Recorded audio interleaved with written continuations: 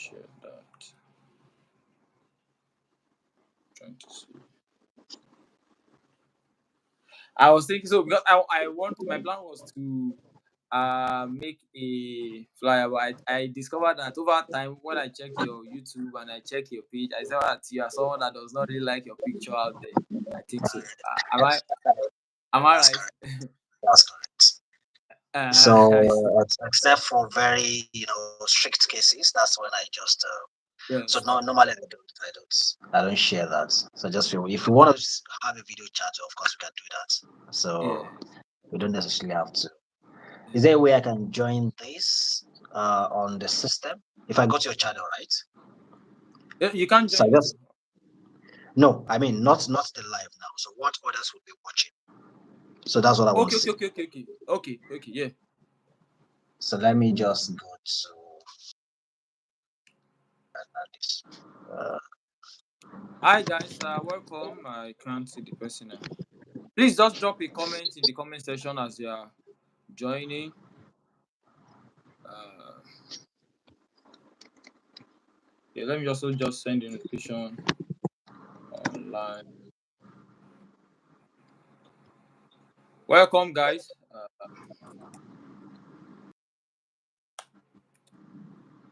Let me copy that link. Share.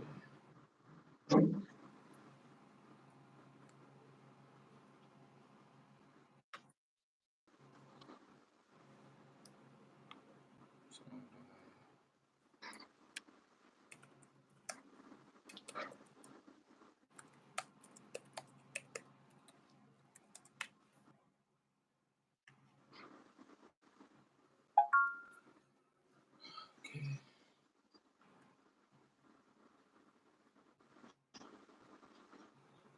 Good evening, Abdurrahman. Nice to have you. We are just going to wait for. Okay, good evening, Toid. We're just going to wait for a couple of minutes, then we start. Right. So bear with us. Thank you. Good evening, technocrat.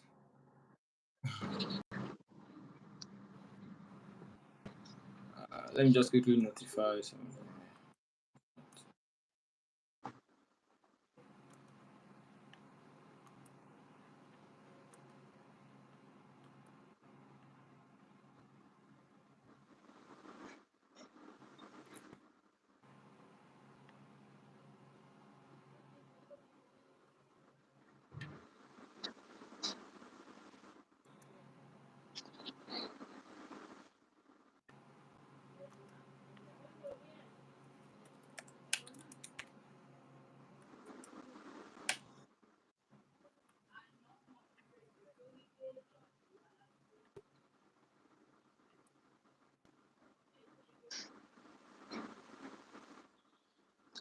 Mike, do you want to check the link you shared on LinkedIn again?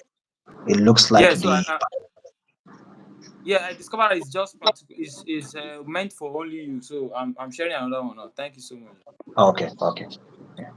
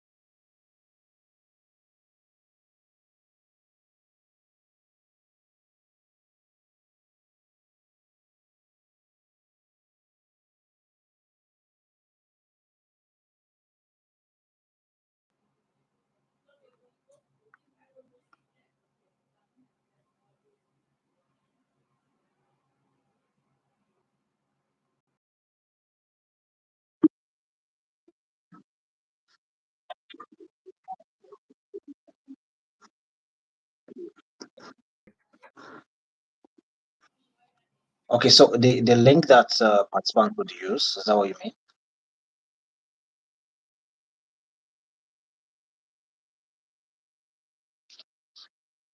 I don't seem to hear you, Mike.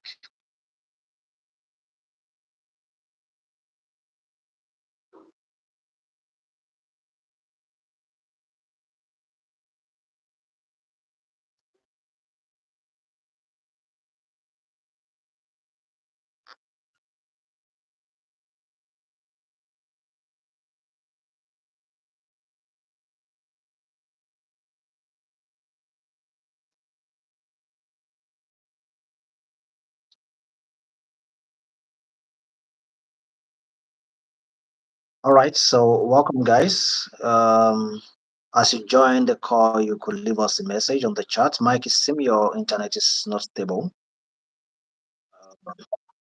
Yeah, I can hear you now. Yeah, You're back now. I've fixed something now. So I'm going to read the link now. I shared the link with you as well, in case you want to share. Okay, Uh, yeah, that's okay. thank you so much. Yeah.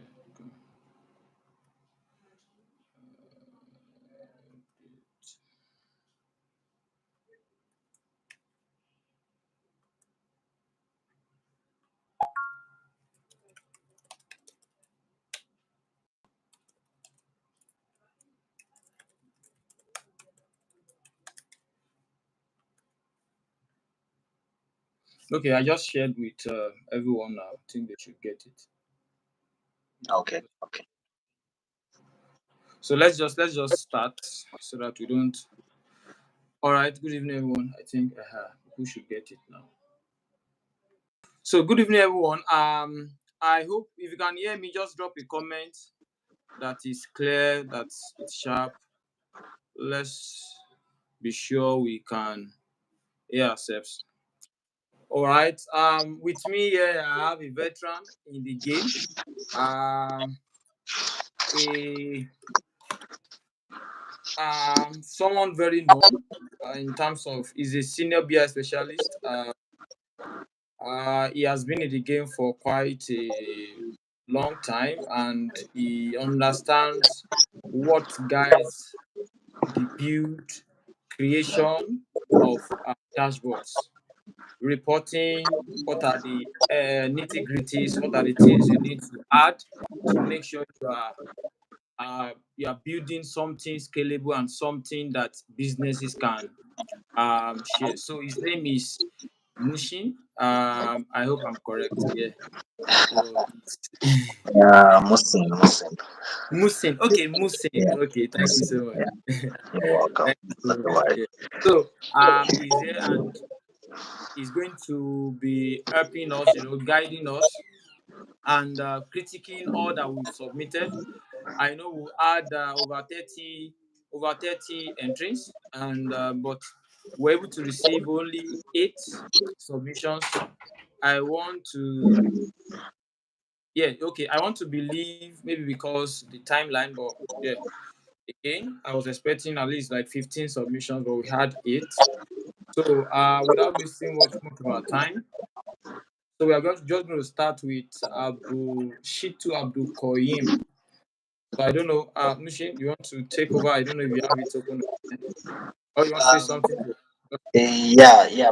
Before we go to begin, reviewing the submissions, Okay, I think that maybe it's good. So just like you introduced me, you should introduce yourself too. I don't want to assume that everyone on the call already know who Michael is.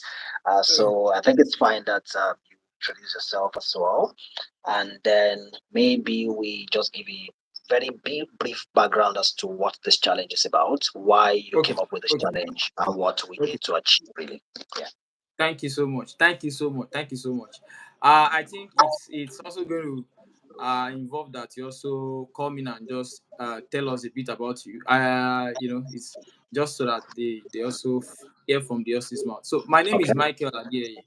I'm a senior BI engineer with MTN. I also consult for Total Energies as a data consultant with Total Energies with over, let's just put it at 7 years experience.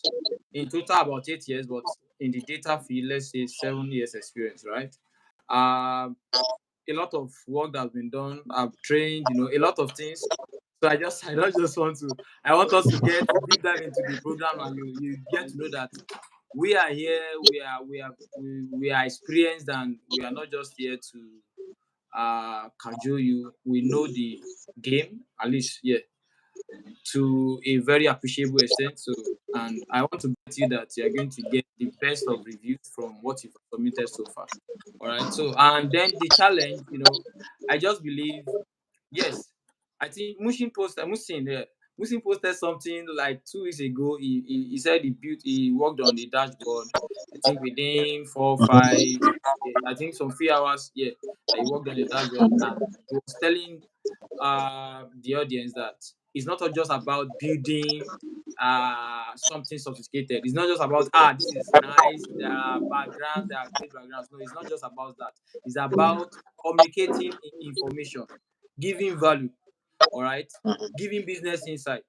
I do tell people that, okay, for example, I've met with a lot of stakeholders, in the length and breadth of what I've done, and I've discovered that they are not really interested in the colors, the graphics, and I've seen a lot of dashboard on LinkedIn like that.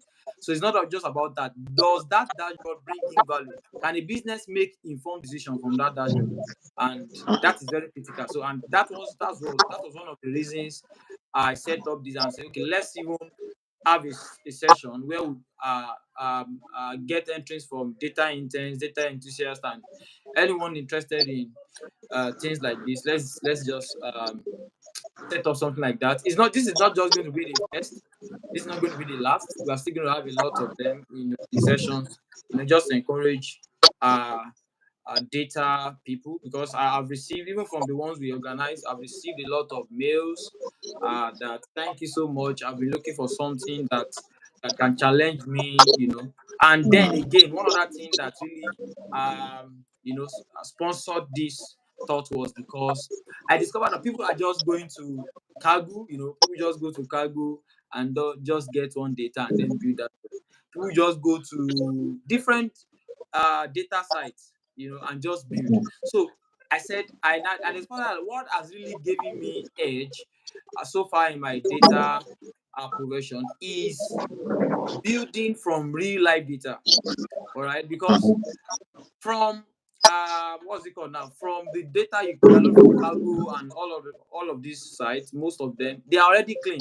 You're not really doing something much. You're just plugging in and then pushing. Plug and So, play. but you need to understand, for example, how do I face real life data? And that is one of the challenges, even in some trainings that I have. Okay, am I going to just build dashboard every day? So, and then that's where real life data, because one of my first project I did, Nairaland, I scraped Nairaland and then build a project around it. I've scraped JIJI as well. I scraped all list and so many other sites like that, just to understand, because that gives us that real life experience. And that's one of the things. Now, this is a real life data in the sense that these are real cars that people want to sell, right? It's not just facade, right? So people want to sell these cars, and you have the opportunity to now analyze it. And as I'm seeing some of the entries there, I'm sincerely I'm blown away, because I can see that I am even getting a lot of insight. All right, so that is one of the things that sponsored this, and I hope that we'll do more. And thank God I have people like Musin here to also, guide, data enthusiasts, data interns, and to just help them know that, yeah, just aside from getting data online and from every other site, you need real world data, which is one of the things we are doing here. So that's basically it. I think Musin, you can go ahead. Just give us a brief introduction of yourself. We already know you, a veteran in the game. Yeah, so just have the floor. Yeah, thanks a lot for sharing that, Michael.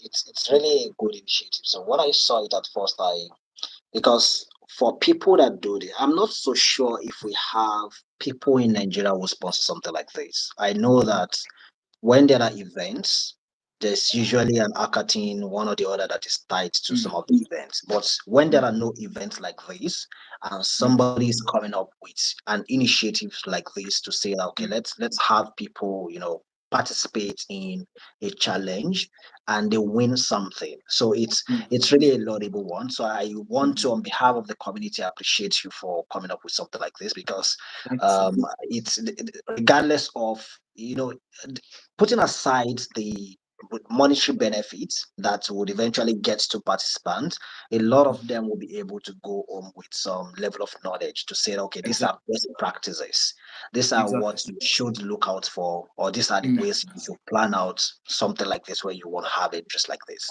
mm, And for me, because data visualization, I personally, even when I take trainings, I don't like teaching visualization, because I believe that visualization, to some extent, when you know the rules, every other thing is just about your intuition. It's about your mm, creativity. mm, So you just need to be clear on the rules. Okay, alignment is key. These are the ways to manage your colors. Because mm, the key thing in reporting is not the visualization itself. It's not the arrangement of the stuff. It's about what you want to communicate. So if you're clear on what you want to communicate, then bring in your creativity to arrange your thoughts mm, so that people get the information in the best of ways. So I like to refer to a quote by Edward Stofte. In one of his works, he said that graphical excellence is you getting the most amount of information to your head. I'm not able to quote him verbatim, but what he's saying is that is you being able to communicate the most amount of ideas in mm, the least possible time, with the least ink, and in the least space. mm, So you have the most information embedded in the least space possible. mm, So that is mm. what graphical excellence is about. So it's not about colors. It's not about some fancy images and stuff that people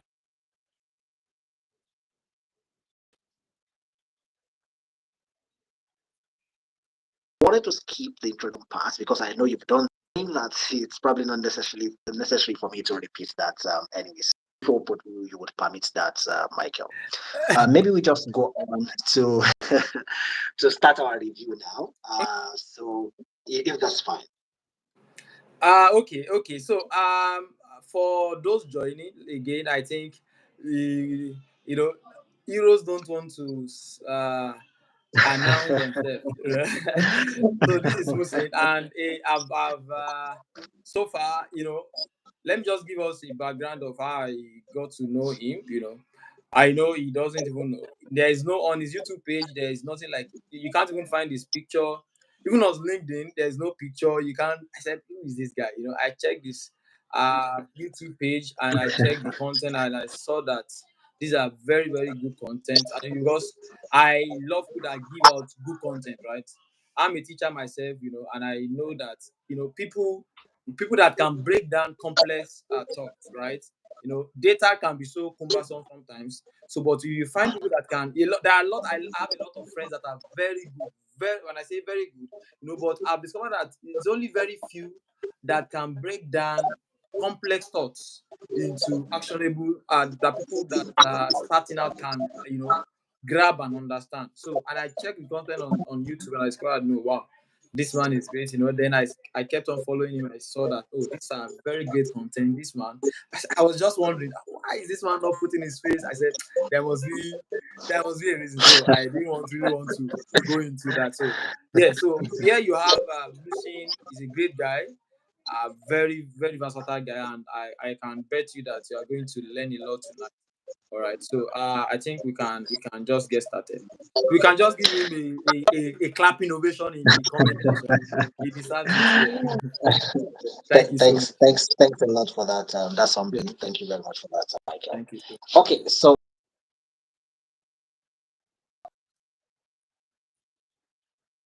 you. much. So what I would, the way I want to go about this is Okay. I want to look at, number one is, I don't want to go to whatever transformation has been done, so I don't go to Power Query, but I want to look at if the person built a data model,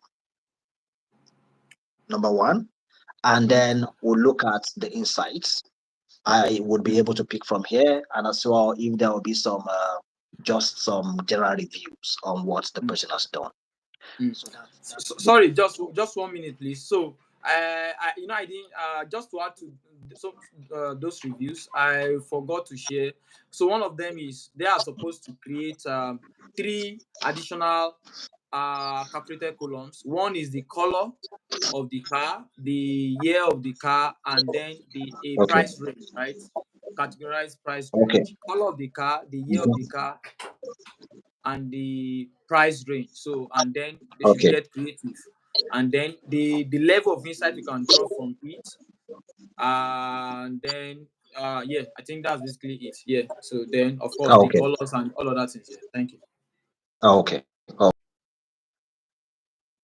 So for this submission, I see that there's no data model. So you worked directly with the actual file, the actual flat table that way. So which yes, maybe we'll talk about the importance of a model much later. So that's serve as some general learning for everybody. But first off, there are 3 pages here. I'm on the overview page.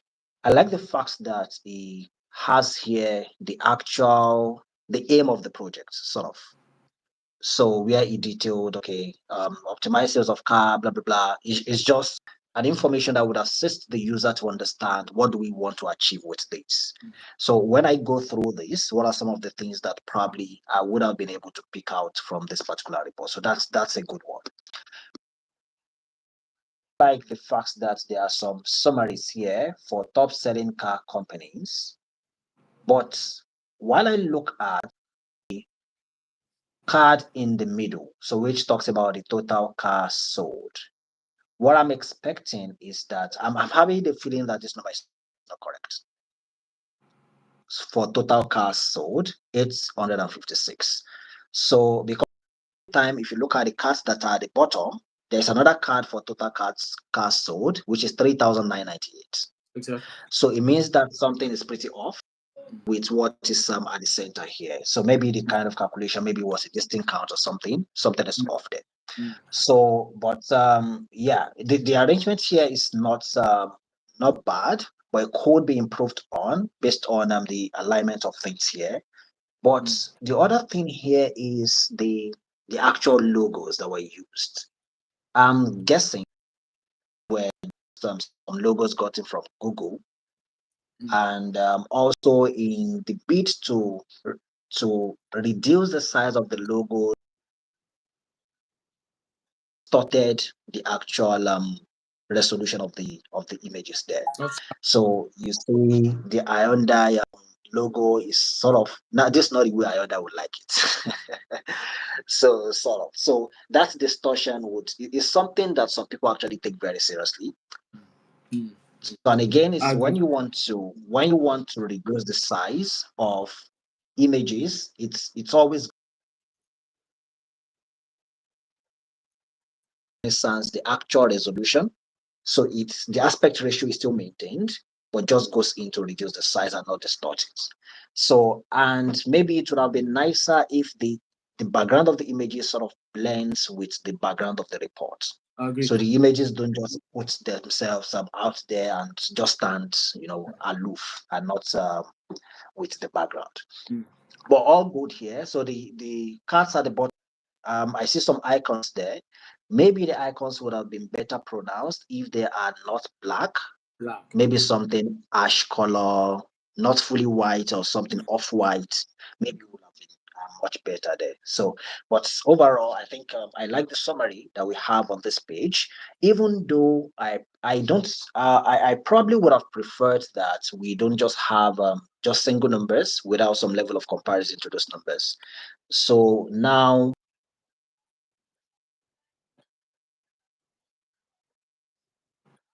Toyota sold 7. Is this for the entire period we have on our data set? That Time context has intelligence. to be there. Exactly. So we need to put that context there so that anybody looking at this will know there's no filters.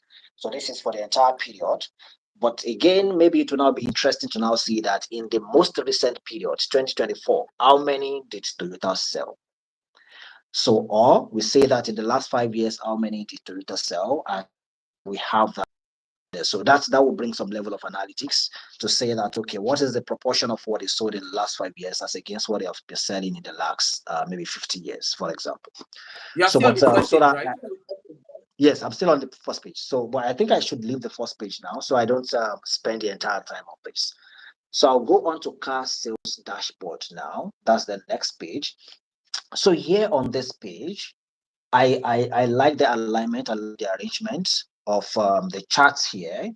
Um, Although I think that that blue color is not doesn't fully blend well with the background. So Agree. Agree. this blue here. So maybe a color that doesn't have this much contrast would have been better. But it's still good. Then for the first visual here, that's the bar chart here that says top six best selling Selling. cars. Yeah, so the y-axis, for example, if you look at where we have Toyota Island is truncated. So we need to, it's just a setting on the formatting to widen the axis a bit more. So I think it's usually on 25% or so. It's just to increase that and that would appear properly. And also the visual that is directly below it, sales by price range. So here, what I'm expecting is when we say sales by price range, I'm expecting that the bars would represent the actual sales. Look at the way the title is. So the title says sales by price range. But it looks like what is actually communicated is the actual count. Count. Exactly. So count is what is on the chart, but the title says sales. So the Abdulkarim needs to reward the title a bit so that Mm-hmm. it's not confusing. And we are able to see that directly. Okay, this is count. What we are seeing on the chart is also count. Um, I let me look. Total car color at the top. Yeah, maybe it doesn't communicate so much. Um, but maybe if probably we are able to do some comparison. Maybe that we had just to we're selling, and now we're selling up to 19 or we're selling 15. So maybe that would be nice. But one important thing for me on all of this, the visuals we have on this page, is that I see that it tried to point attention to the longest bars. So it tried that stands out by giving it that blue color. Mm-hmm. What I would have every other bar now takes the same color. So not that it now scales the color out. So the first one takes the blue color like that. Then every other bar now assumes the same color, maybe a gray color, maybe whatever other color. And so we know that this is what you want to draw our attention to. We are not struggling to understand what's the meaning of between for all of the gradients or the scales that you have in the colors here. And lastly, on this page here is I also like this summary on under the car sales by color. Black cars was sold the most and generated the most revenue. I like that summary, kind of. But I'm hoping that this is dynamic in the sense that if we now bring in a year filter on this visual, and we filter to a particular year, that the black color is not the most sold in that year, I'm hoping that that summary is also dynamic to pick whatever the best-selling car is. This now it looks like it's a text box, which means that this will be pretty static and not dynamic at this point in time. The same thing with the recommendations at the bottom right. It might be fine that Abdulkoyim, you try to explore some of the ways to make this dynamic, so that are ways you can add some key dynamic values into your text box using the value option on the text box, and that's just make things not static. So, but I would like to go to the last page quickly now, which is the time trend dashboard. Um, this looks really clean. I like this. It's pretty clean.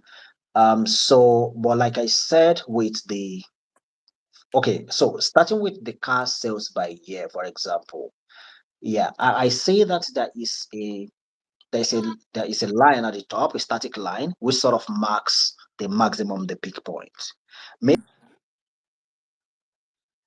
Mm-hmm. that line for the average. And then we try to see which of the years are Sorry, above you're the on the third average. page, right? Yes, I'm on the third page, time trend analysis. So we try to see which of the years are above the average now, and not necessarily we are not able to compare other periods with that particular peak point. So, but if we are using an average point, for example, or a constant point, maybe we expect that in all of these years we should sell not less than 1,000, for example, and we mark 1,000 as the constant point. And once we have that line for 1,000, we will be able to see very quickly which of the years actually surpassed that particular constant point, and that would be much more insightful here. So, but Wonderful. this is okay. Good. This is a good one. I a lot of work. Because you, I know this is a lot of work, and I'm expecting that now that you have some feedback, you probably will be able to, get implement some of this feedback, and maybe you have not necessarily have a resubmission, but maybe you just post it somewhere, Michael and myself, that you've done. You've implemented some of the feedback. But I think that you've done a great job to a large extent. One other thing I would just quickly point out here is this chart here that says average price per year. Your secondary axis, where you have, which is meant for the average price, the axis is not so visible. Yes, I know that this is there, but maybe you want to tune up the color a bit so that it's clearer that there's a secondary axis there, and that just informs us to why we are looking at scaling your chart. But more importantly is what I mentioned earlier, which is for this case now, car sold is meant to be blue. That is what your legend says. So, but looking at your bars now, all your bars or your columns, they are all in. You have applied a gradient, so which has now spread out the blue color from blue to white. So this will bring some level of confusion, because now you have told us that car sold is blue. It means that when we look at this chart, the only bar that is blue is what we expect to be for car sold. So what then defines the other bars that we see here?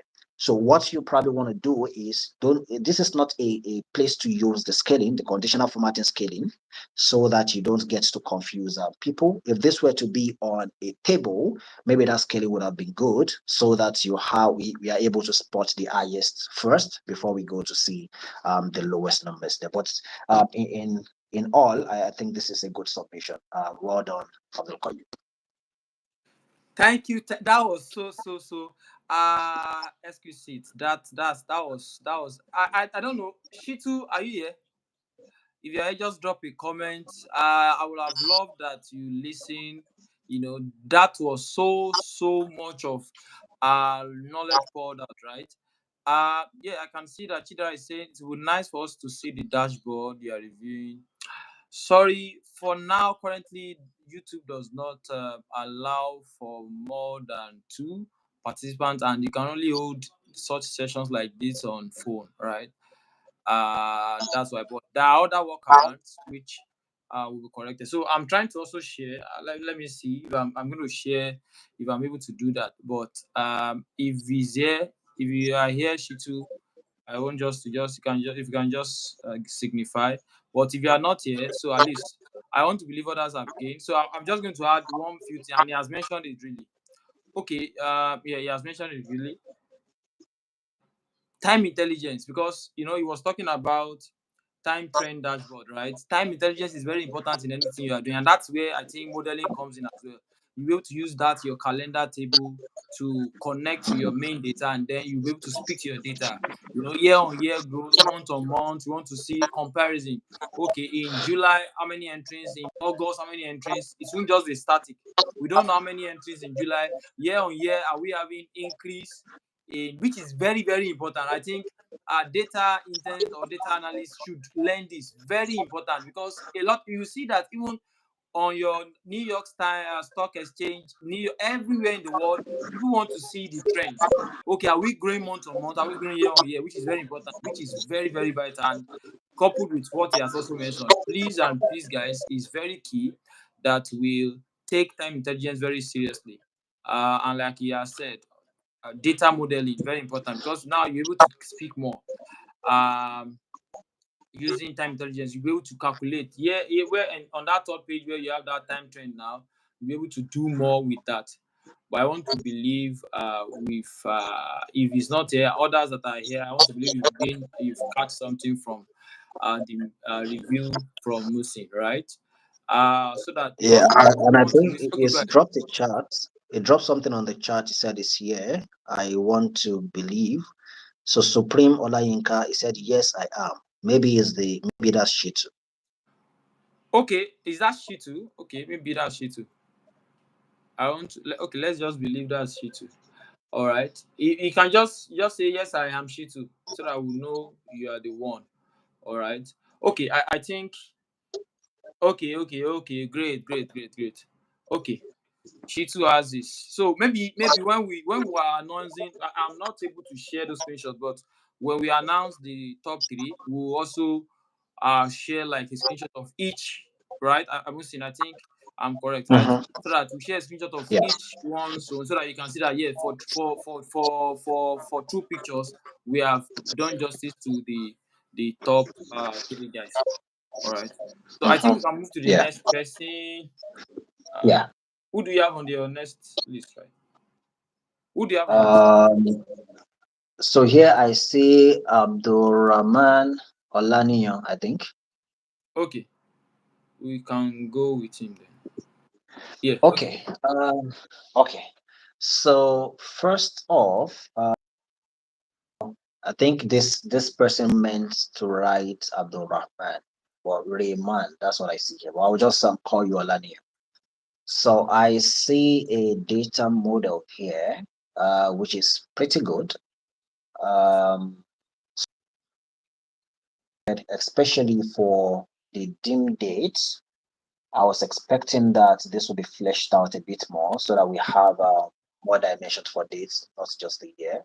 But again, it looks like the data has just years. Maybe the actual data has just years, that's why. But going out is when I look at Olanio, let me see. I see, for example, on the facts table, I see brand and I see brand ID. I see model ID. So you have a model dimension table and you have a brand dimension table. What you should normally have in your facts table are just the keys and your numbers. That's how you should have in your facts table. The keys that connects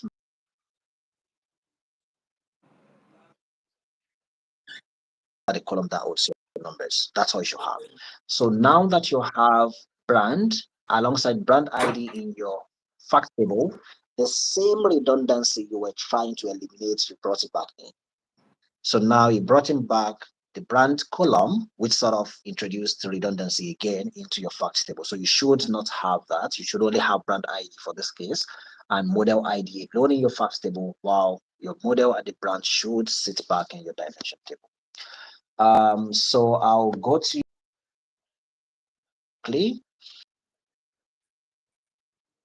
is the landing page here. Not bad, but I think that the navigation, the page navigation. So because Okay. I feel that you probably tried to use a lot of the space. It's not necessary. Mm, So you have the entire real estate. So think about it like a parcel of land that you have, and you need to construct the buildings. You don't necessarily need to construct the walls of your building such that it eats up the entire land. So you position things strategically in a way that it's useful and then it just serves the purpose. So your page navigation doesn't necessarily have to be this big. It can be a lot smaller and then you can have it lots more compact. It Give just some does the space. job. It's to navigate, nothing more. So that's on this page. And I also think that maybe the green background can be toned down a bit more, so it looks too bright. And that's me, anyways. I know that for color, I may not be overly correct with colors. You know, ladies are generally better with colors. So maybe if Yeah, this yeah. panel we had a lady here, she might be able to point to, okay, this is how exactly you should do it. But I just feel that the background is too pronounced because you don't want your background to overshadow every other thing on your report. It's just too pronounced. So I go to the market overview. So on the market overview here, so Michael, what I look at, yeah, Hmm. One thing that stood out immediately for me here was looking at the trend here. Which So, of them? and I was The asking damn myself, chart, so this trend, yes, the line chart. the line chart. So immediately I saw this, I was asking myself, was it that right from the year 2018, we no longer had cars that sold for less than 10 million? Uh, Because that's what this communicates. yeah. So I think if he had added brand, maybe as a second layer of what's it called now? Layer of categorization, we'll have been able to see. Okay, is it that which kind of brand, or maybe a filter that's not okay. I think is there a filter like that? So that's another thing. There should be a filter so that we can filter and send, maybe check Camry, check Honda, and the rest, so that we can see the price range for those. I don't know if you get me, so that we can see the price range for those type Yeah. of category. It makes more sense that way. Mm. Mm, I agree. Yeah, yeah, because I was just curious. I was okay. So what does that tell us? So from 2018, does that mean that we had no cars that sold for less than 10 million naira on JIJI? Which means that if I want to go on JIJI to buy a car now, I probably should be keeping like 30 something million naira. Maybe that's what this means. I maybe something has happened to the raw data. Maybe he had applied some filters. Um, the detail, maybe the categorization itself, the price range categorization. We're not going deeper into that. We probably would have got to look at how that was exactly done in Power Query to see if it was correctly done and that. But that caught my attention. I was like, No, oh, sorry. this I this I this looks think I interesting. think the reason why it's All right. like that, right? I think if you check now, average Mm-hmm. average price of car now is, cars that are in 2022 that you can buy for 7 million. So let's say 4 million, five Mm-hmm. million is now around 10 million, 8 million. And that's where I think the problem with this is because there are no filters. We're able to filter and get the filter for the brand, and then filter for, yeah, the brand basically, so that we are able to then filter for the brand. Mm-hmm. So we are able to see, okay, because this is looking like an average. Everything, there will be Benz, there will Yeah. be Mercedes, there will be a lot of cars that are like 20 million. There are Camrys that are around. I think Mm-hmm. the for and then, sorry, I want to say the car type. Is it foreign use? Is it Nigerian use? Mm-hmm. Is it fairly used? It will have helped us to know. Oh, now, okay, for average, for Nigerian use, we'll see that price range, and if it is brand new or foreign use, we'll have been able to see that trend. If we have a filter like two filters that shows brand and the car type, that will have helped. So I think the that is really correct, but it's just lump sum. So 10 million is like average of when we have 100 million car, 10 million. You get what I'm saying? So I think that's basically Yeah. what Yeah. we should do. The trim values there. Yeah. Mm. Yeah. I agree with that. So just looking at the so one thing that Mm. there seemed to be a blue banner at the back, Correct. I and can see then that. Very obvious. there's yeah, and then there's some green overlay. So I was asking why would this be here? So then I saw that Olaniyan brought sort of. So the bragant maybe was prepared in PowerPoint or using any design tool, and for some reasons he probably was trying to adapt it to the color of GG again, almost immediately. So maybe that's where the contrasting thing came in from. But maybe what you could have done, if that's what you wanted to do, is for that blue banner at the back, you could just layer a Mm.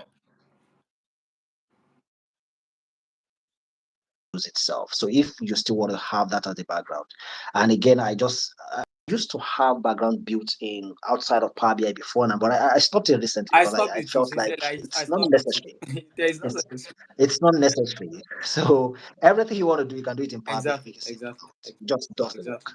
Yeah. So but having a blue background, it's just off in a way. So you need to look at that, Malani. Also, is that looking at your chart title here, whenever I see a scroll bar on the chart title, is it just tells me you didn't pay attention to. It's probably the text is too big, or you didn't create enough space. So what you could have just done here is to probably widen the chart a bit, so the text that flew down would come up, and then everything is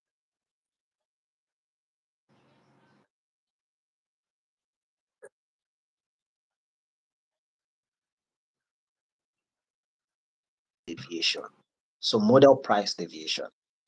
When I saw this initially, I was thinking that in fact, I didn't understand what this was. So what I needed to do was to go look at the measure that you used for this. Then on the measure, I saw that you were trying to do I think it's a maximum minus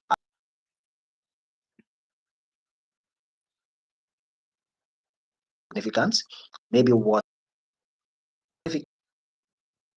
minimum, because that is apparently what we give you the range. If you're trying to present the range, the price range, it should be maximum and not maximum minus average, sort of. So except you have something else in mind with this. Is that But sorry? on Is that still a market overview page? Okay. the left, just the second card, model price Oh, I deviation. see. Model price. Yeah, yeah.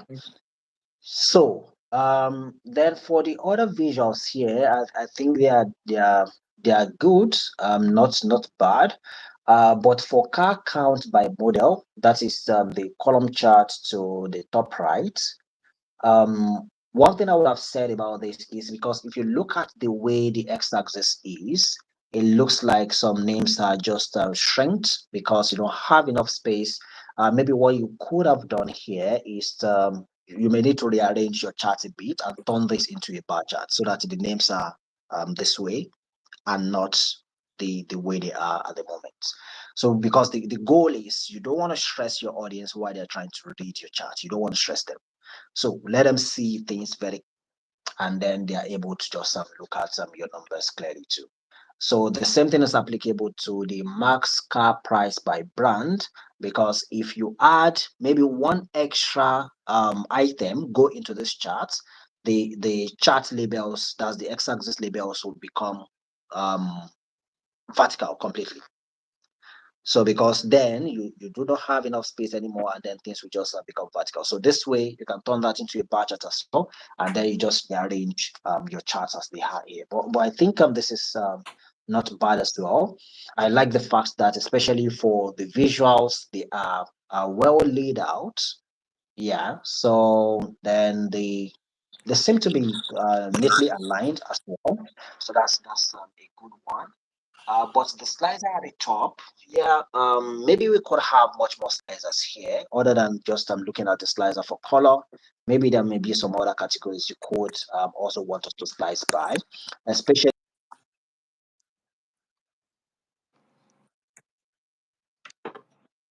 to fill some other periods. We can see how things change on those other visuals there. Let me just quickly run to the details page. That's the last page Okay. here. Okay. So first thing for me is the first card that says car count. You could have formatted this comma separated with the thousand separator, so we know that this entered 1,000. So it's 3,000, and we are not counting the numbers before we know that this entered 1,000. Also is that if we look at your donuts chart, so apparently before I would know the portion that black took in this donut chart, I will need to use the tooltip, hover my mouse on it. That's not necessary.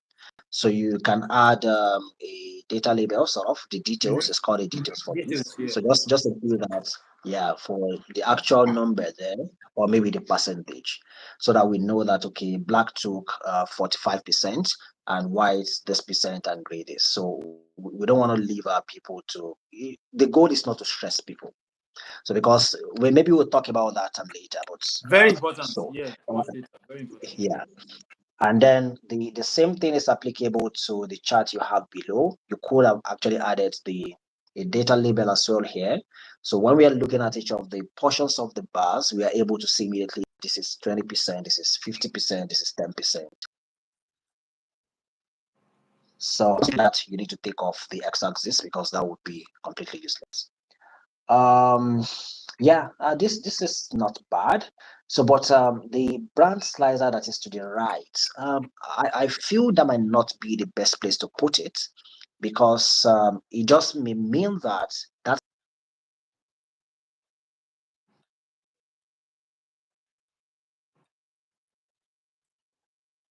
is just sitting in the same room as the report page. An idea might in a way that is central, just like where you have the year of make. So you may just want to reduce as well. But again, it's all good. I think it's a nice entry for this, and also the names of the chat titles. You may want to make it more descriptive and not use the default that you have on your measures on your columns. For example, you have average age of car. There are no spaces in between this. This may not be too readable, so you can have this written more properly. The same thing with average price. Yeah, so those are some of the details that we might want to add to this to make it better. But overall, I think so. Thank you, Dan. Thank you so much. That was. I want to believe. Please just drop a comment in the comment section if you are gaining value. I know you can't see it, but again, at least these are relatable points like adding labels to charts. Knowing when to use horizontal bar chart and vertical bar chart. To ensure that your readers can read legibly, because the aim is not to build something fancy, is to ensure that people can gain insight, right? And like you said, for example, now what I noticed from this chart, yes, very great. Now this last page, now for example, I want to say it's too clumsy. You have a table, you have it's always very important that I think I want us to all go read storytelling with data. I think I can't remember the name of the author now. Storytelling with data. Cole, I can share, maybe you know that book, right? I know. Muslim will know that book. Yeah, Cole. exactly, for something. So, simplicity is very key. Like you said, the way your stakeholders look at your visual most time is in the Z version, right? Z, right? They start from the left and then look towards like that, and then the last detail they look for is towards the right down. So anything you want to speak to, ensure that is very visible. They want to immediately they look at it within 1 to 10 seconds. They're able to pick something from what you are displaying. For example, now this just to buttress what he said. Car count by color, the title of your chart, Olaniyo. I'm struggling to see it, right? You use the, like, is this ash color now? You should use something that is bold, right? And then arrangement is very key. Most times it's always very good. You can even bring your table down, then the charts up, all right? And then time intelligence is very important. We want to see year on year, because now we are just looking at the whole car. We want to see, okay, like he pointed out. Now, if you have a year or month slicer in the other page, we're able to know, this the chart on the second page that shows, what's it called, car count by year and price range. You're able to know, okay, which price range are you talking about there? We're able to know, is it Camry that is between 10 million and above? Okay, what is the pricing for Camry, for Toyota, and all that? And it's the airports, because what we want to see is, for example, I think the first one I was able to see that, wow. So the prices of cars even started evolving, growing around 2017. So I want to just imagine that I'm not I don't have any idea. I'm just a stakeholder, and I don't have any idea about this. And I want to make this. I want to buy a car, and I want to know which is best. So look at them. They want to look. Okay, the first thing they want to consider is price, and then the model. Okay, what are the price ranges of Toyota Camry, for example, and then year on year, what is the increase? Because the increase with the increase in price, we have to let them know the value. Is this a car that has value, that has value? How do you call it now? That resell value, right? That if you want to resell, you are able to make sense of it, right? You are able to sell it at a very good price. Very important. So putting that in your chart. Oh, what of the price range? What type of price range? As Toyota Camry increase year on year, what is the increment in value. So if I know that Camry is always increasing by 10%, 15% year on year, I know that if I buy Camry, I'm going to have a very good resale value. People want to see, oh, can I buy this? Should I not buy it? So imagine, just pick, just build anything you are building, just ensure you are building from the standpoint of the people that are going to use that. But I think, like Missing said, it's a very good entry. We'll look at that, and yeah, well done, guys. Yeah, thank you, Missing. Thank you for that honest and elaborate Okay. review. Yeah, yeah. I think we can go to the Thank next you. one. Yeah. Have the entry from Mashallah.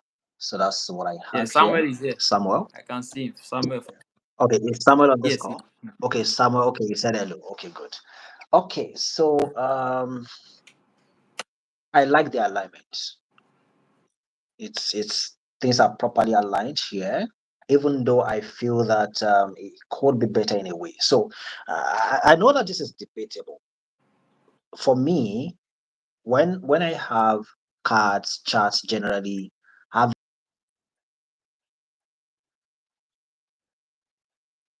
what do we call it? You make the border slightly curvy Okay. off. Yeah. Yeah. I'm not a fan of that. Yeah. So I'm not a fan of that. There were times I used that as well, use shadows, use a lot of those visual elements, but now the focus is more about just getting the information Value. right. So Value. that's the focus. So, but for what Samuel has here, I think it's he paid attention to something really well arranged. So, quick thing. Another thing that stood out for me here is the fact that probably would have never thought that maybe Lexus LX 2023 is the most expensive car, at least sold on JIJI. So Exactly. maybe I was expecting that it would have been a Lamborghini or some other, more exotic cars like that. But interestingly, Insights. so Samuel is telling us, yeah, exactly. So Samuel is telling us that based on the data set, the most expensive car sold over time is,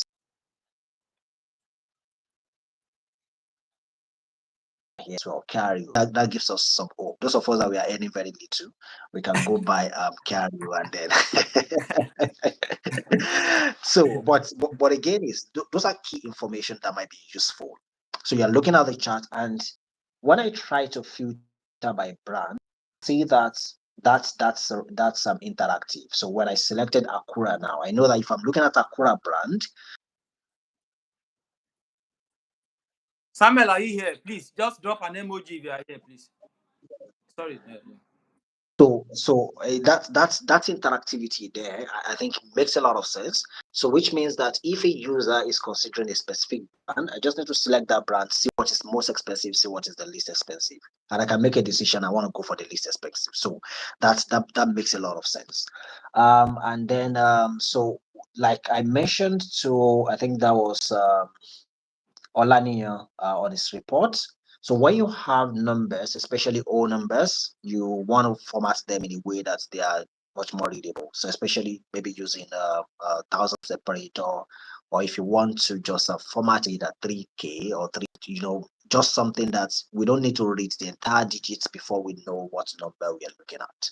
So that is something that is key. Another important thing that I see, sure I saw in any of the previous reports, is the number of cars sold by the car type. I think it's a good information to have, which just tells us that yes, it's expected, and this is a validation that people would buy foreign used the most. So we have a validation here now. But one thing I'm struggling to understand now is there's a categorization for local used and there's a categorization for Nigerian used. What's the difference? So local used, what does that mean? Then Nigerian used, what does that mean? Maybe that needs some explanation. But again, is we understand foreign used. Those are the usual Tokumbo cars that we know. So, but it's a validation that people would buy foreign used the most, which makes sense. It's so, and then maybe Nigerian used might have been the second batch of this. I'm also seeing Um, brand there. What is brand? Yeah, exactly. exactly. What's brand? What's loan as well in the car types? So those are some things that I feel, yes, if these are in the category, they need some explanation for us to understand clearly what Nigerian brand is, what local used is, and to manage a situation like this. So there are different ways to do this. You might want to have on your landing page, you want to have some information, more like you're creating a glossary. So a Okay, okay, yeah. glossary that says, yeah, a glossary that says that you when you see foreign used, this is the definition of foreign used. Maybe cars that are shipped into the country. When you say Nigerian used, this is what it means. Maybe by definition, Nigerian used might be that it is the first user. For example, somebody bought it foreign used and then now sold in Nigeria here, that becomes the Nigerian used. Maybe a local used will now be that this person that bought it as Nigerian used is now reselling. I've So used it. that exactly. So that Clarity. those Give us definition you clarity. can have it as a glossary on your landing page. So I've digested that Mm, information and I'll go into the mm, report. So I have that information behind me. So when I'm seeing mm, local use, I already know what that means. So I don't need to come ask you, mm. because one key thing with reporting is you don't want people to be consuming your report and then they are emailing you almost at Struggling. any point in time to say that what does this mean? We don't understand this. Can you have a session with us to explain this? That is, you Mm, have not reported. Your report should be that they're looking at it, they're getting the needed information, and they don't necessarily have to come back to you for anything except they what need is more it? details. So that is what this should be. Um, okay, That's I, good. I I think that's really it. So I actually do believe that um, Samuel could have gone to work more on the insights that can come from this, but this looks like a very good start.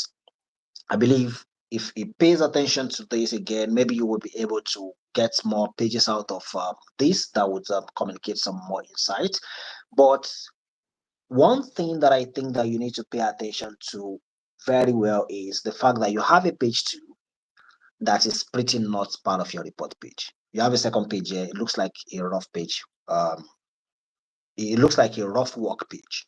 So this is almost normal. So there are times that you are building a report and then there are just some pages you have there to validate your numbers or to look at how certain things react. When you want to share your reports, ensure that you either delete those pages or you hide them. Never leave them open. So because now as a report consumer, you don't want me to go from page one to page two, and then I'm on page two, I'm wondering what is happening here. Whereas you know yourself that this page was just meant for rough work. So you don't want to leave it open. So your So from his code, end. at least, okay, so you lost me for a while.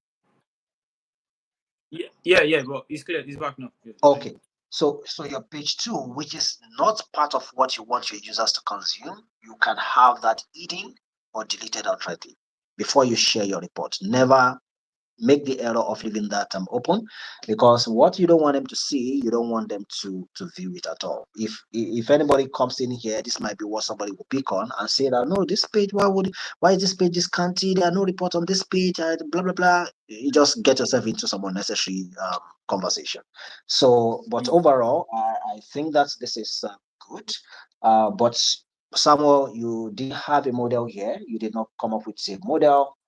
You're also sort of connected to the worksheet the way it is from the file that was shared with you. Because I see sheet one here. You did not rename your table. You just connected to it directly, and then maybe you remove some columns and you worked with what you had. And I also see that you do not have any measures at all. So all you have are just some implicit calculations. You just dragged in your column, you apply filters Implicit on the filters measures. pane. Implicit, yes. You just applied filters on the filters pane to get your results. That may not be the best approach, especially because of the fact that when you work at enterprise level, you want to run calculations such that you are able to do some advanced analytics on those calculations. With implicit measures, you can do any calculation. So it's just you dragging and dropping. So why, for instance, those time intelligence calculations that Michael mentioned, when you want to do that, you need to write those calculations explicit. You need to tell Power BI what Explicit. you want to achieve. Yeah, so you need to make sure that when you work on projects like this, don't rely on the calculations Power BI does for you by default. Make sure you are creating your own calculations, format your numbers the right way, have a model. When you connect to worksheets like this, rename the table itself. I don't want to see sheet one on your report. So I want to see the actual table name. So I know that this is the car sales table or whatever you want to call it. And yeah, so that's really it for me. Thank you so much. Okay, Samuel already acknowledged that was so much knowledge. Yeah, so like, and just like you said, it's a lot better, looking better, a lot of insight. At least there is, so the first one that will have like a filter here, brand. I can filter by brand, right? And I think, like you said, one of the things you maybe you missed along the line is the cleaning, right? Because that number of cars by type, where you have the bar chart, if you clean, maybe you have that's part of transformation, right? Okay, I know that brand cannot be there. Maybe you remove it, transformation and cleaning. So loan now, is it that cars bought by loan?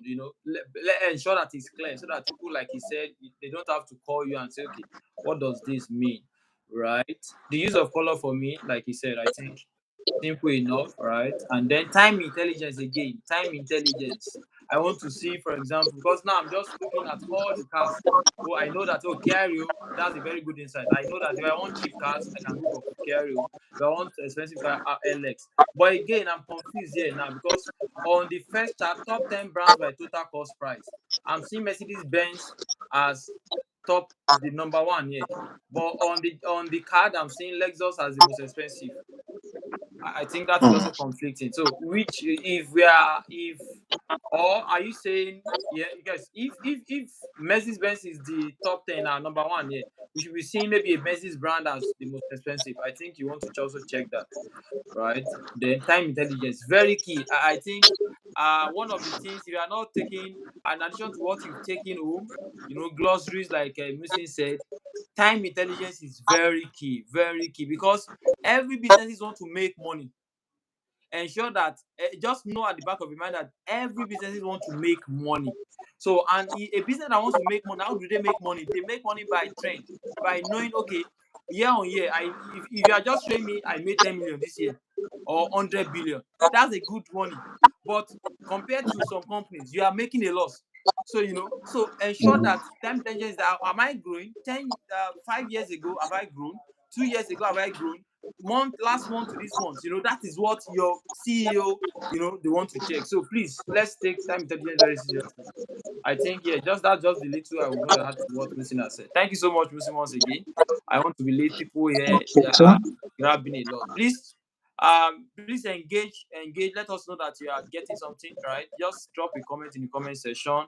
All right, want to be sorry about the sharing. The next challenge will not be like this. We able to see the screen so that you get to see what we are analyzing. But again, yeah, it's been worth it. I want to believe. Thank you so much. I think we can move to the next because of our time. Yeah. okay.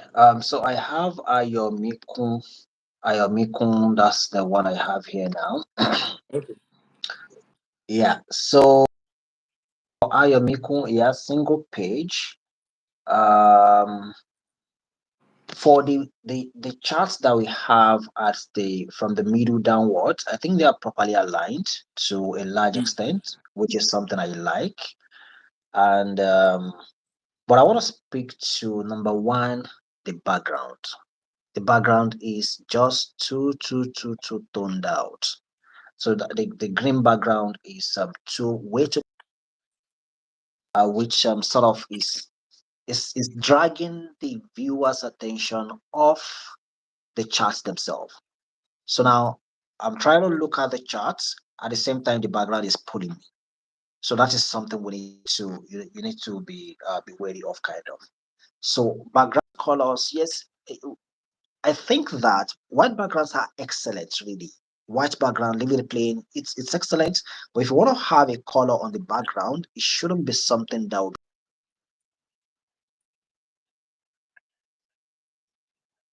to the color, the background format itself, and add some level of transparency. For me, I use sometimes up to 80.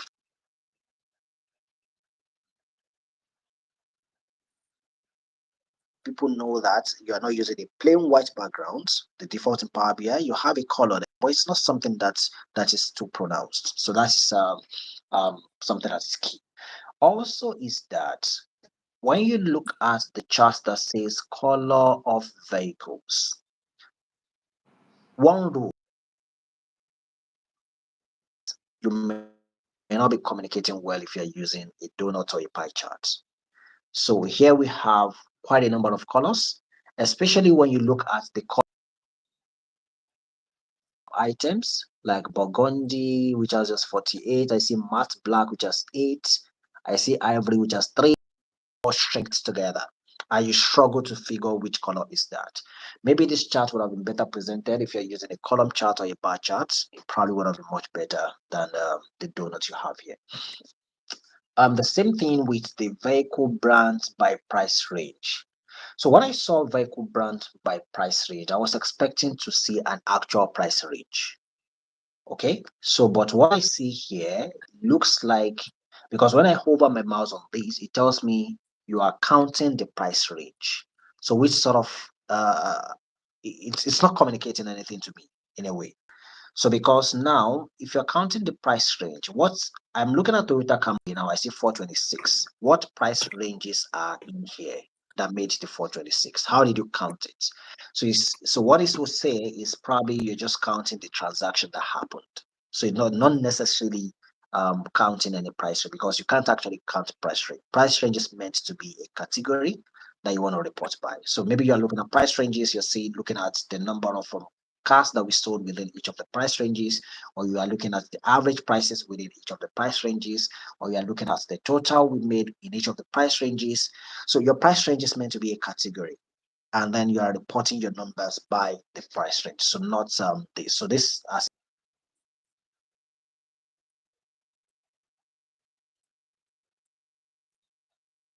so top five most exposed. I think this is nice. But at the same time, top five most expensive vehicles, and I'm seeing Toyota Camry at the top.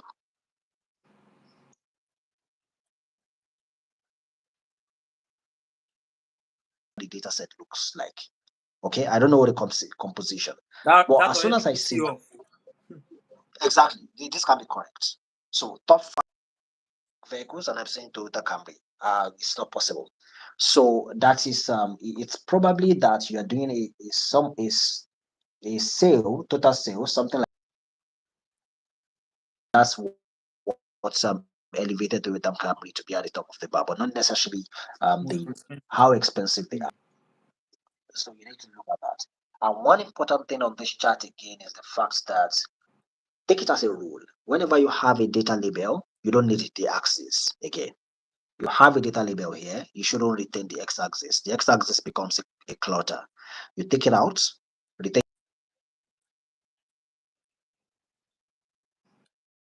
It's just one of the two because they serve the same purpose, really. Then the bottom left where you have vehicles by year. So when I see vehicles by year, what would come to my mind, or what came to my mind at first was maybe the year vehicles were actually produced, manufactured. So because when I see vehicles by year, maybe you are trying to put together vehicles that are particular year. Maybe that's what you want to report, but it doesn't seem like. So what this looks like is you're trying to report by the number of vehicles we sold in each of the years. That's what it looks like. Mm. So if that's the case, okay, good. But now I a confusion set in for me looking at your x-axis.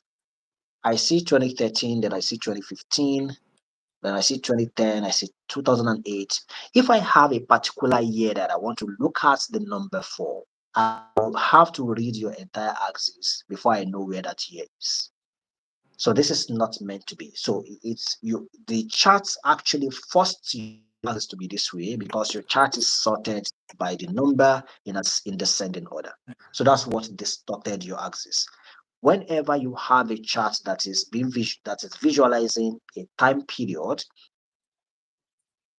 your time period is what is used in the sorting, Mm. and it is sorted in that would be, is it ascending? Yeah, that would be ascending order. So the first year I'm supposed to see is the earliest year, and the current year is what I should see last. Make that a rule. So never sort by the number itself because that would distort your axis. Mm. And then I see price range by vehicle type. So here local used. This not pretty bad. So what I just probably would expect is, for example, if you look at the formatting for the data labels, now I'm looking at loan, and loan is telling me 0.0k, 0.0k, 0.0k. That doesn't communicate anything. So it's just the formatting because you formatted everything in thousand. So if you look at the highest thing you have here is 2,100. So maybe if you have formatted this in 100, or even if you retain the actual value, they just some reduce the size of the font, that will still display. So for the first one, it just tells us it's 700. And maybe for local where we have 0.0k, that probably would have been maybe 12, maybe 15, maybe 19. And it's just obvious what those actual numbers are. And we are not seeing bunches of zeros here. So looking at the cards, yeah, not pretty bad, but I believe you can do better. And again, is what you separated cards for. I don't think they're necessary. Looking at price range, 10 million. The price range can just be a slicer that you can use to select whatever you want to view for, and then you see the numbers for that particular Agreed. one. Agreed. Yeah, and I believe, especially on the aesthetics of the report, there are a lot of work to do, and again on how you arrange what you arrange on your charts, and also more importantly is to ensure that what the chart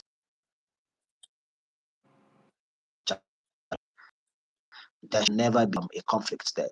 Your chart title shouldn't be saying top five most expensive vehicles, and your chart is actually saying vehicles by total something like that. So that's conflicting.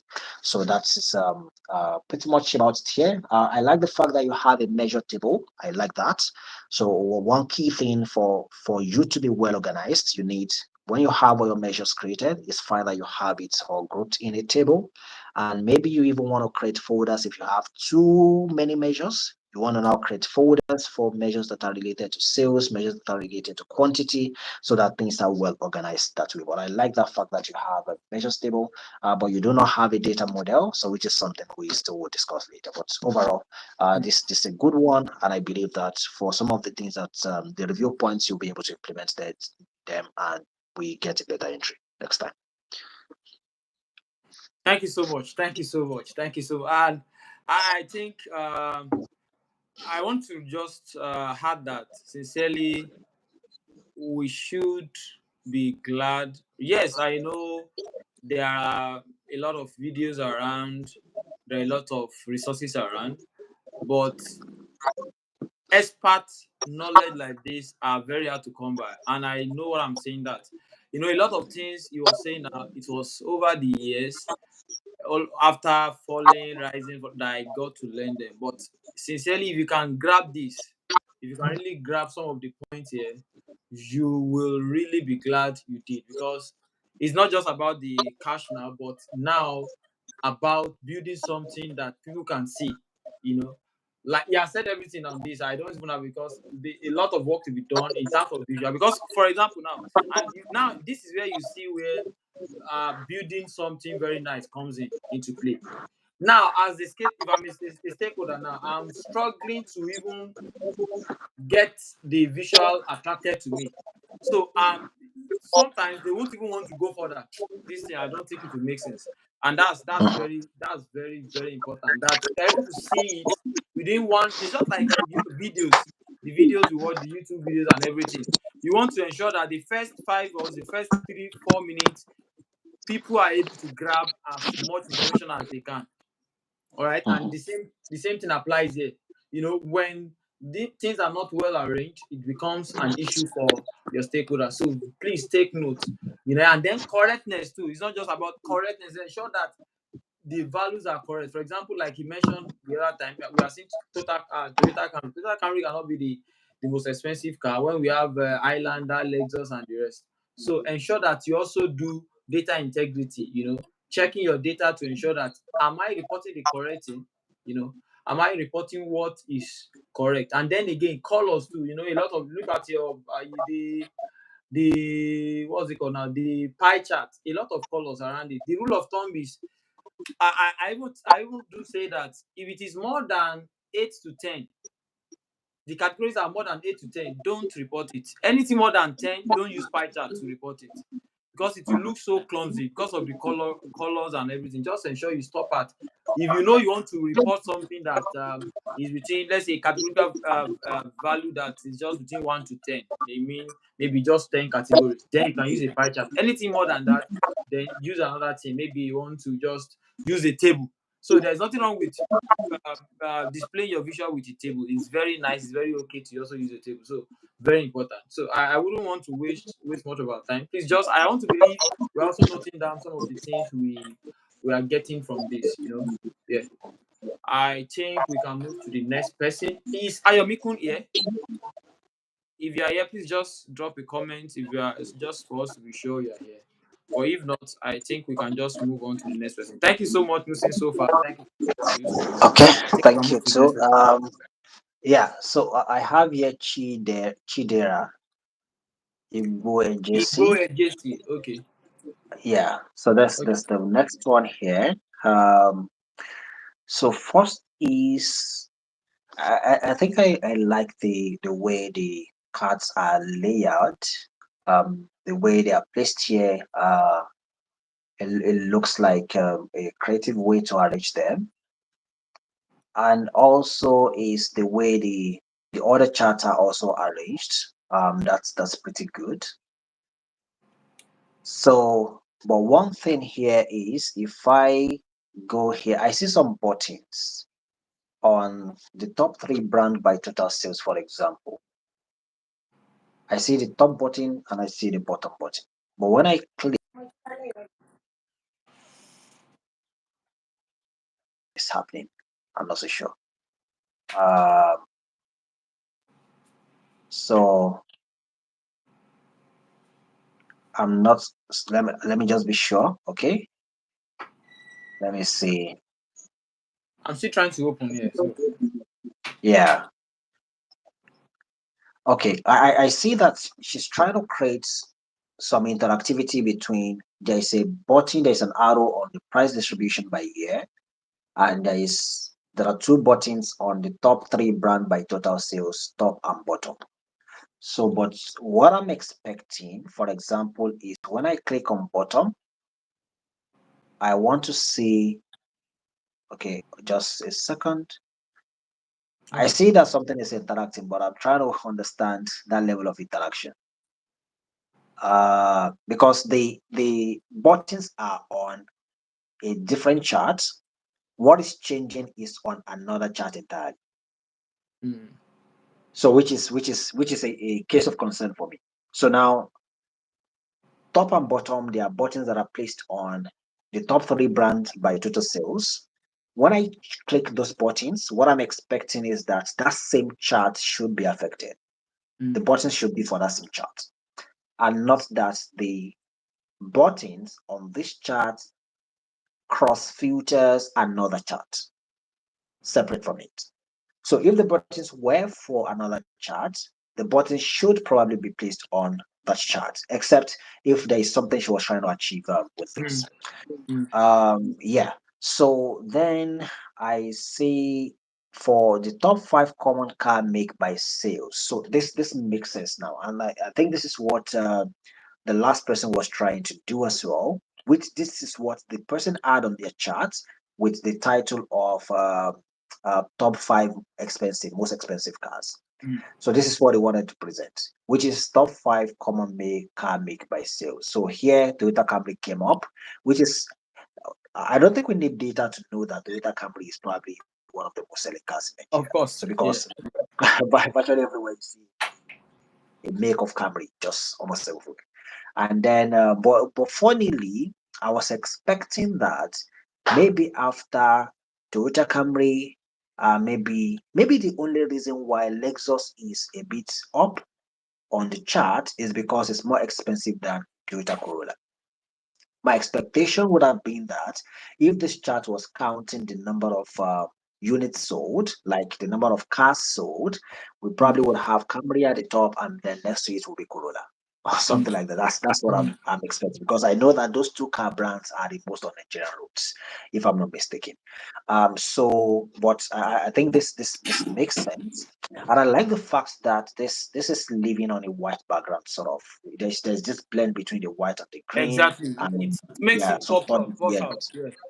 Exactly. So a touch of yellow on this report as well.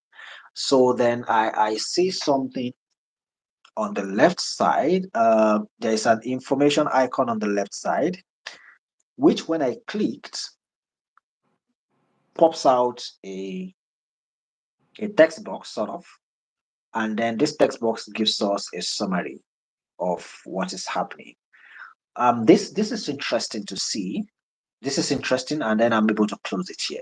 But maybe one thing that you probably, because okay, I see one clear all button too. Let me see what that does. I'm clicking clear all, not so sure. Maybe it works with the slicer. Let me select something on the Yeah, it's slicer. also a slicer. Okay. So, okay, it clears the slicer, but it looks a bit far away from one another. So the slicer is on this edge, then the clear all is on this edge. What I would have expected is probably where you have that particular the formation icon right under the clear all. Maybe you sort of turn that into a pane so that you can open and close. And then when it opens, we see the slicer, we see a button to open the information that you want to share as well. And the clear all button is also on that page.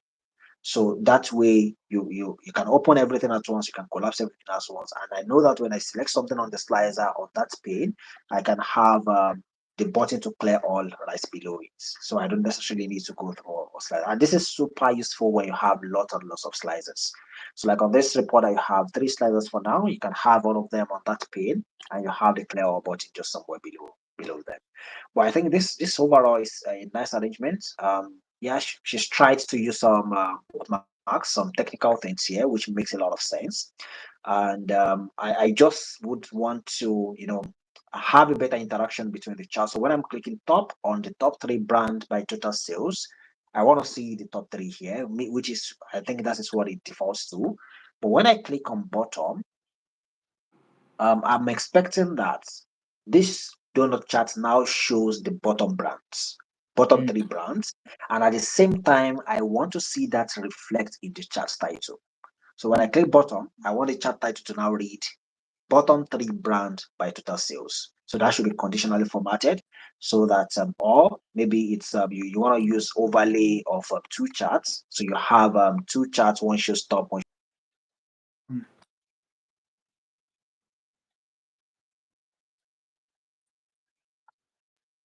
shows here. That might be an idea to explore. But this is good.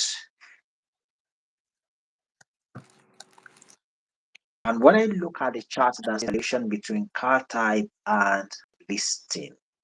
Correlation between car type and listing. So I'm trying to see uh number of okay. So what she has is number of sales and sum of price. So apparently, what this tells us is that local used, but the colors are pretty close. So maybe it's me. So foreign bubble at the top right. So the bubble at the top right, for the moment, it looks like a bubble for local used, and at the same time, I'm guessing it looks like something for foreign used.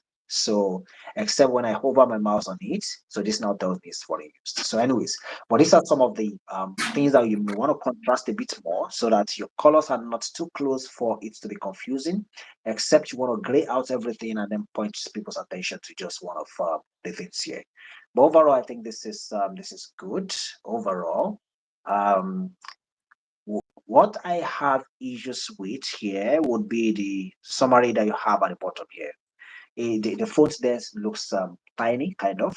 I think that you can maximize your real estate a bit more, push some of these charts up, and then create a bit more space for the text box so that you can increase the font size a bit more. Maybe that would Agreed. make it more readable. Because for me, even with the glasses, I still struggle to read some things on this. It's pretty tiny, and I'm even using a larger screen here. So if it was just my laptop screen, it probably would be just so tiny. And also, I like the fact that you have a measures table. It makes it look organized. Even though it seemed like maybe these are just calculated columns, I guess. So you need to do before you push your report out. So any calculated column that you're not using anymore, or while you're creating it, you run into an error. Those so to clean out your model before you push out your report. Yeah, so that's it for me really on this. Thank you once more. Thank you so much. Thank you so much. Yeah, it's been all said and communicated. I would just say I love the fact that in addition, I love the fact that you did these top 10 popular car colors. I love that. I want to see the colors that are in vogue, right? I can see that black, and Mm, I think one of the visuals mhm. also, one of the presentations we had earlier also had black as the popular color. Mhm. Fine, that's great. Then I love that you formatted the font. You know, fonting is also very important. You know, font can really bring out the beauty of your visuals if you are using the Yeah. correct font, right? And I love the fact that for the cards, I love that font color, font size, and everything. It looks so nice. But again, I discovered that for the filters, if I pick any year, let's say 1995, I won't be able to clear.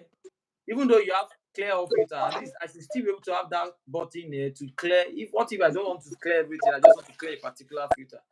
You should ensure that you put that filter, that clear button. Every filter has that clear eraser stuff on them. I want to be sure Yeah. all of us know that. Then why put one filter outside that green background in your cart, and then the other two? So ensure that your filters, I think they can just be your slicers rather. Yes, they can just be on the same side, just on the same side, not necessarily on different pages, right?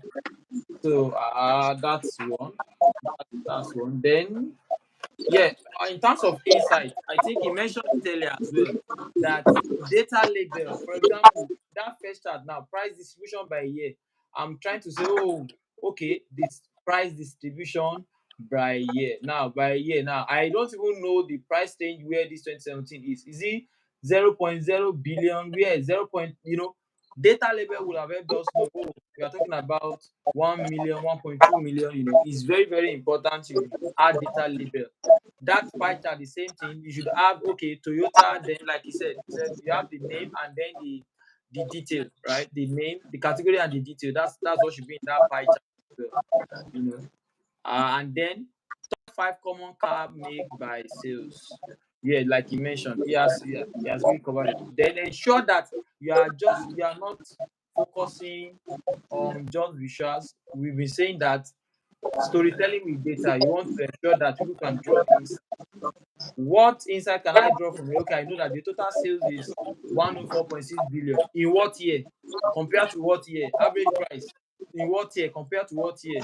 You know, very important. I know that I can select a brand and say, okay, let me select Acura, for example. Okay, the average price of Acura is 11.38 million. But I know that that could be the price of current year. How about compared to maybe 2 years, 5 years ago? So that is very important. And time intelligence again, I think is missing from almost everyone so far. So which is key. Please, let's take notes. I think that overall, yes, like I know these are majorly data intense and data enthusiasts, but so far, and some junior data guys, I want to believe it's been a good entry. I want to believe so far. Yeah. Mhm. Thank you so much. Yeah. I think we can move to the next, right? Yeah. So these are all submissions on that we got via Abby. What's this called? So that's people that submitted using the PBIX file. Mm. So the ones that we have left are the screenshots. Mm. Okay.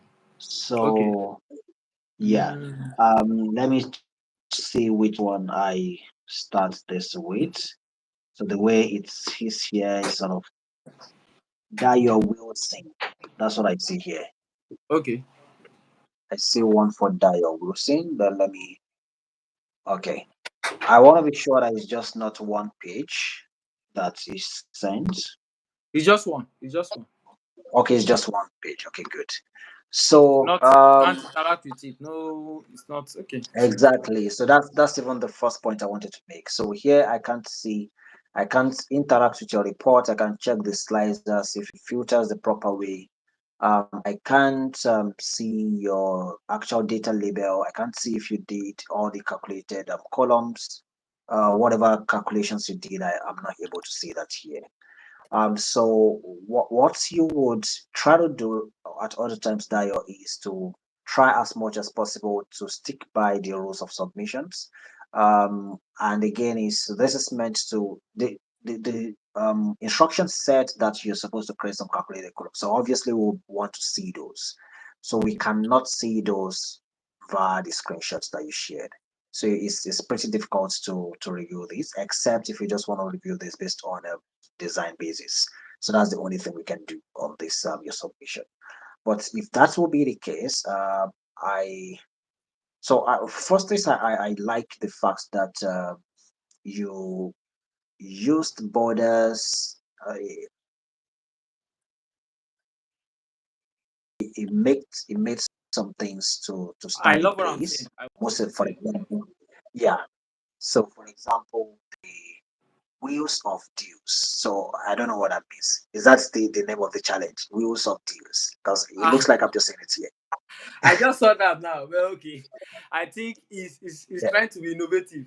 I, Yeah. Yeah. So Wheels of Deals. So and then the way it's written, so the off there having the steering symbol makes some sense. So that creativity is there, makes some sense. And the GG logo being placed there and not just over all over the place. That's pretty cool as well. So, and the way you arrange your cards, the title for the cards, I think it's pretty descriptive enough.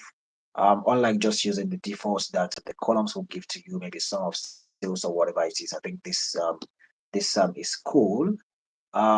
Yeah, and then the way you arrange your slicers and the formatting on the side and the card side, that's pretty fine as well. So one thing I would mention here for your top 10 brands with highest listing price, I think for the fact that I remember I mentioned this when I was reviewing a report earlier, which is the case of if you look at the y-axis labels, that's where you have the um, the car brands. You if you look at Land Rover, for example, it's not is truncated. That name is truncated somehow. So you need to sort of expand that axis a bit. In the formatting, you can explore that. You just need to widen that out a bit so that the name fully appears. Yeah, top 10 brands with most manufactured cars. So this top 10 brands with most manufactured cars, okay, yeah, this is pretty cool. But the same thing happened to Land Rover here as well. And again the names are slanting. You may want to use the same chart that you use for the top 10 brands with highest listing price. Just have the names written horizontally rather than having them slanted this way. Yeah, your line chart, excellent. Total listing price for each manufacturing year. That's word descriptive title. The chart is just on point. I like that, and it's pretty clean. Even though I'm not a fan of grid lines, but I think it makes some sense here to have that grid lines. It sort of just shows us what the data points that are above the 5 billion mark. So which is pretty good here. And what you have next to it, that table that says type count of listed cars, it might be nice to have a title here. If you had a title on this table, that would tell us exactly what you're looking at. So we don't necessarily have to look at each of the columns to see what you're displaying in the columns before we know what the table is about. So that is one thing you need to pay attention to here. And most manufactured cars, yeah, black, gray, and white. That's good. Yeah, but you need to tell us whether you're looking at a top percentage or it just some numbers. So we have an idea of the number of maybe an information may even want to add to this is most manufactured cars. Maybe you're considering top three out of eight eight car colors, or maybe 10 car colors, or like that. That just gives context. So when I'm looking at most manufactured colors, I see black, I see gray, I see white. What condition did you use to select these three out of everything? So did you do a top three or a top 10% in the category? There's some things like top percentile and like that. Is that what you did, or you did some quarter range and the likes of those? So we just need to know how you came about black, gray, and white,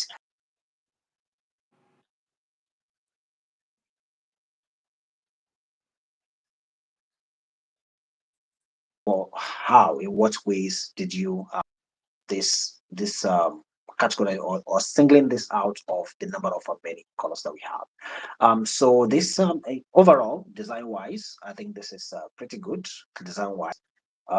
These are well laid out, well aligned. The colors are just on point. So design wise is good, but this would have been much more better if you had given us the actual PBIX file. So that's the concern I have. Yeah, but that's it from me. Yeah, thank you so much. Daya Wilson, please, if you are here, can you just drop a comment if you are here? Like Mission said, I love the design. I think that there are a lot of. I think is it what's the name now? Color Wheel. Colorwheel.com is one site you can also harness for color combinations. Very important. The color combination is top notch. Like Mission said, black, Yeah. green. It just merges the background. It just you can see that like he said, it's so conspicuous. We can see it is clear. The lettering, the font usage, the card labels, the card values, very just so on point. We are not struggling. You can see from what he did, the slicers are on one side, the cards are on one side.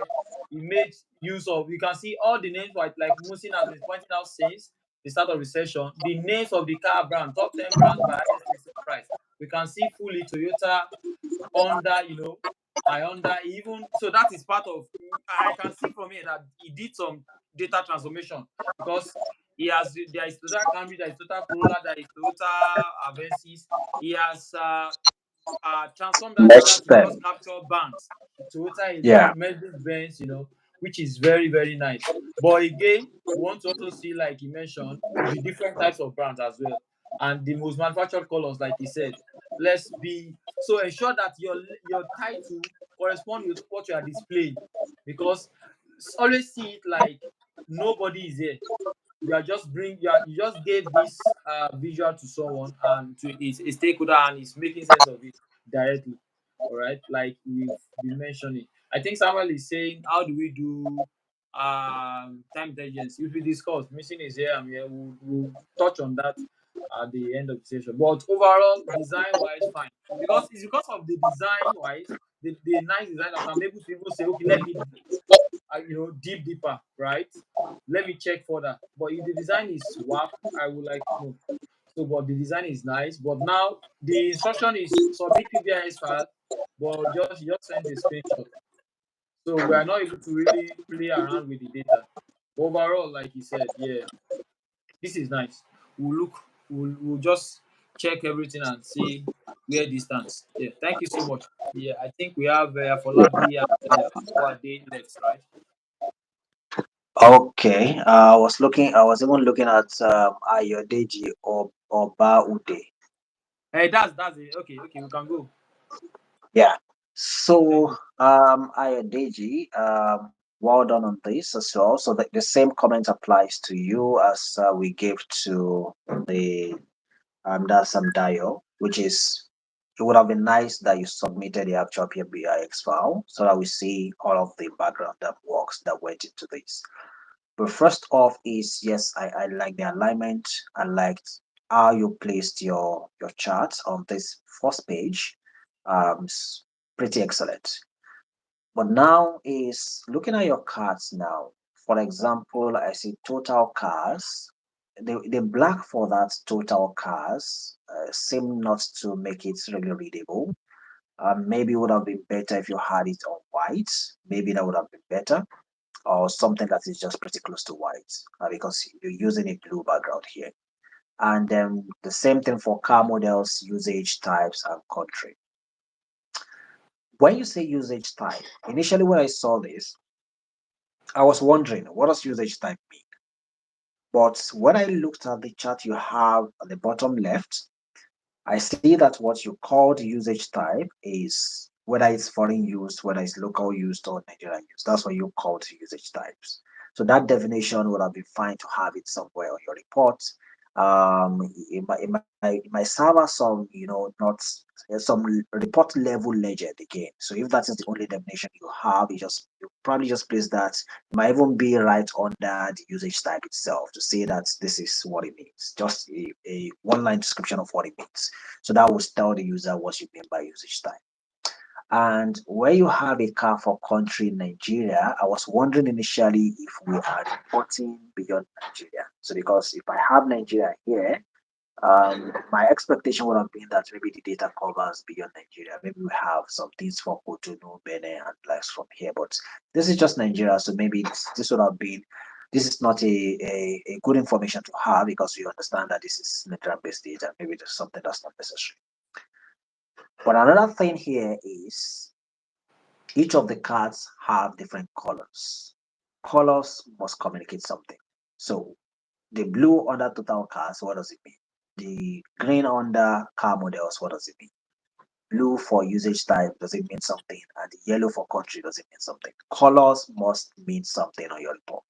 So if it's not tied to the brand color, if it's not tied to maybe you're saying that something is positive, something is negative, something is neutral, then you don't necessarily need to use that color. So we can have all of this card on the same color, and then your report just flies that way. So you don't necessarily need to have a different colors for this. So also almost the same thing that Michael mentioned. Maybe there's some cleaning you didn't do because under your usage type, I see loan. So what does loan mean as a usage type? So I understand foreign used, I understand local used, brand new, Nigerian used. All of those are clear. But what does loan categorize to mean? What does it stand for? So that's not clear. Yeah, but I like the fact that you did a distribution here, which sort of I love that. distribution based on prices. Yeah, so because it sort of tells us that we have a lot of outliers when it comes to the Mm, brand news. So the prices mm, are just over the place.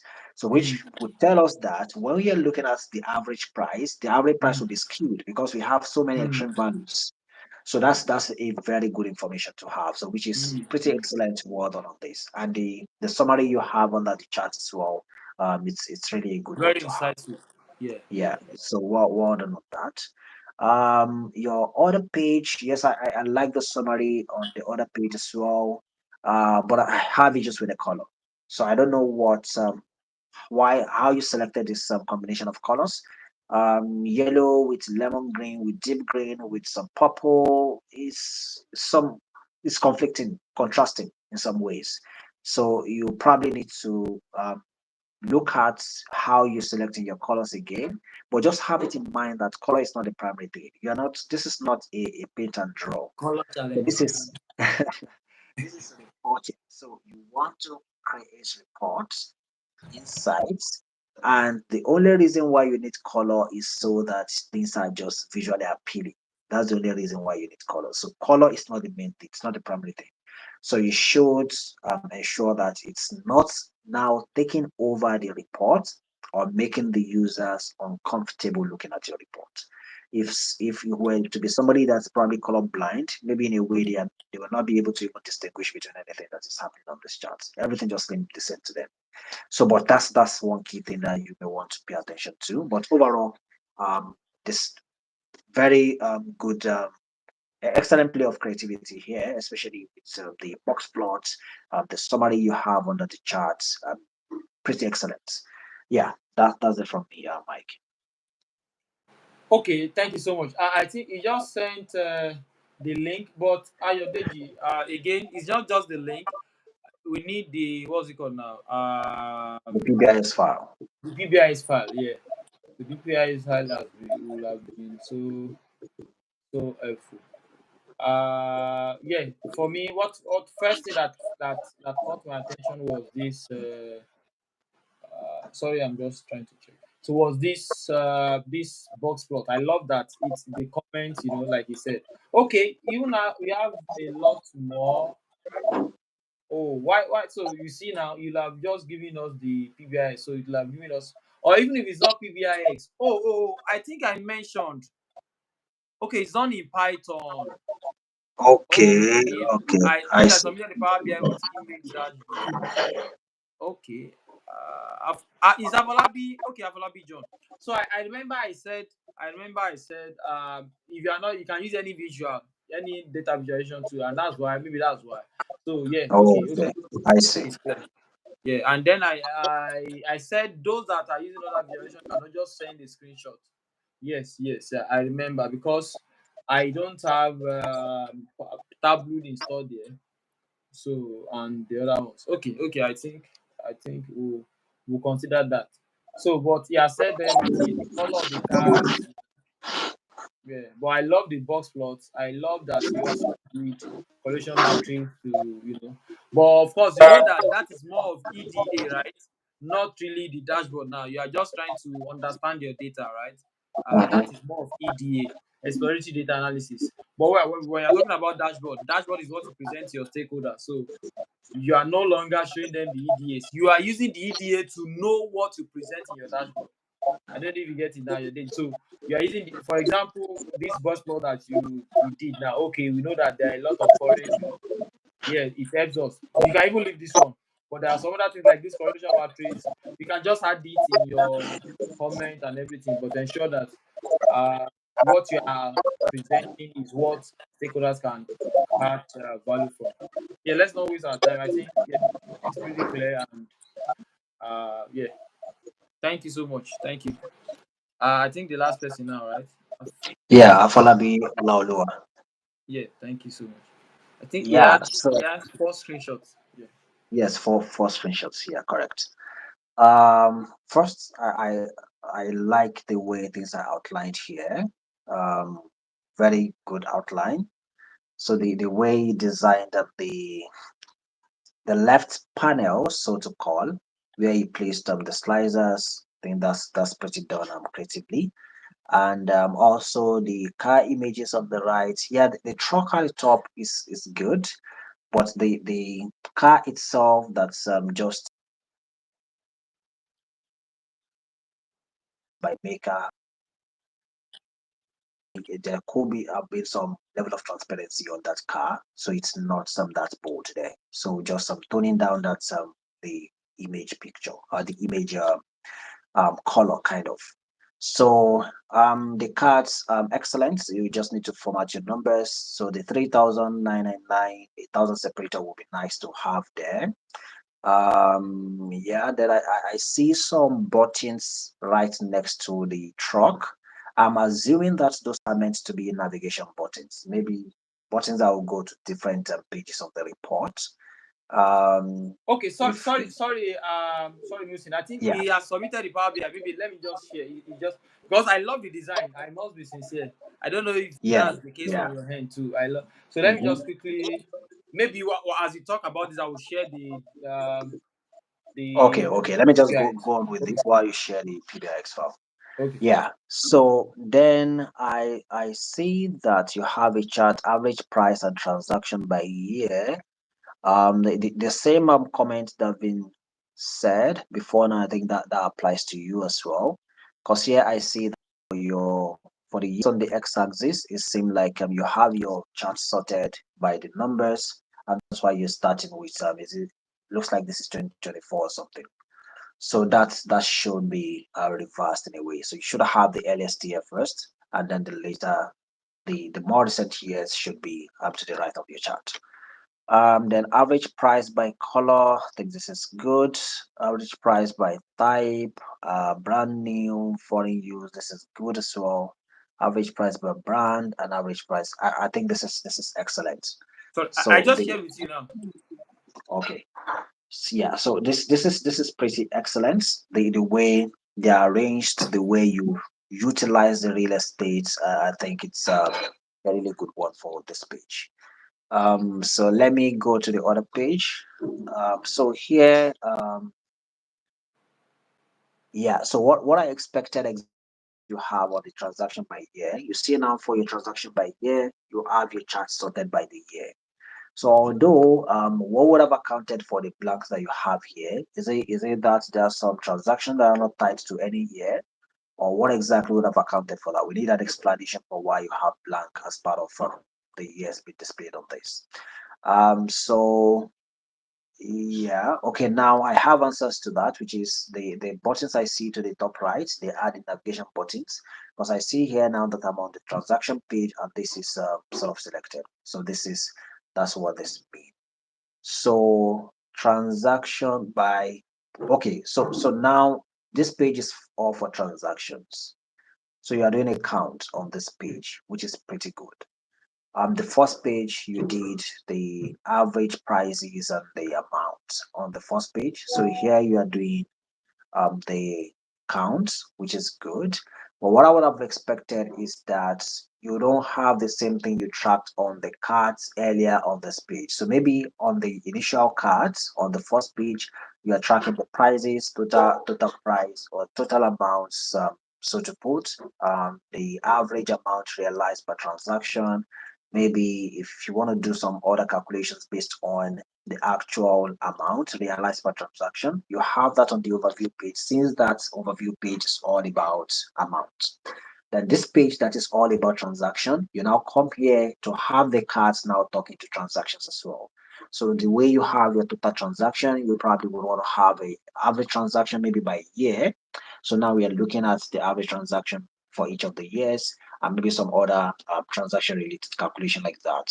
So that would have been excellent here. So rather than repeating the same thing that you had on the initial page of this page as well.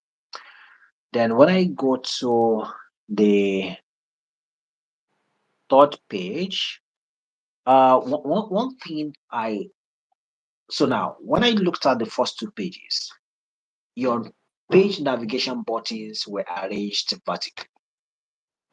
But I got to this page now, your page navigation went horizontally. So it countered what my mind had been plugged to. So I was already expecting that. Looking at the top right, somewhere at the top right, I would see the page navigations again arranged the same way they were arranged on the first two pages. But here, it looked up. So consistency has to be on your reporting. So if you are placing your slicers in certain ways, the same way you have your slicers on the left panel on page one, page two, page three, it has to be consistent. So that same way you placed your page navigation vertically, that has to be consistent all through. And you need to have factor that into your design so that some of these stones your designs some ways because you don't have the needed space or you don't have some um you don't have you can't maintain that particular design. So that is some a key learning for you in this.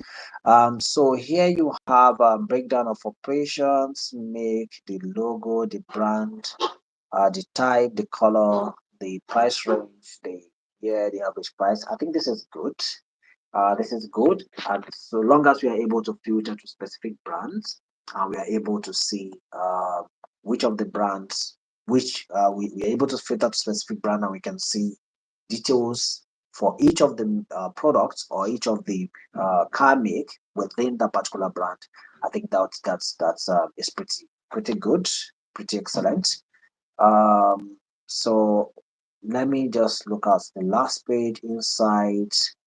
Um, I'm not sure if this was, if this is a static thing. If it is static, you need to probably add some of the AI features in Power BI. What is this thing called? Smart narratives and the likes of those. Narrative or even dynamic text. Yeah. Yeah, dynamic text, so that things are just dynamic. So when I select a brand, your summary here would change, would update based on the Okay. brand that I've selected. That would be pretty useful. So overall, the layout is good. The the way you exploit the data, putting together things that are related on the same page, makes a lot of sense. Just a few points around consistency, the way you arrange your slides, you should arrange your page navigation. You're consistent from page to page. So the card that you had on the first page, which was kind of overshadowing the charts there, you need to just tone that down a bit.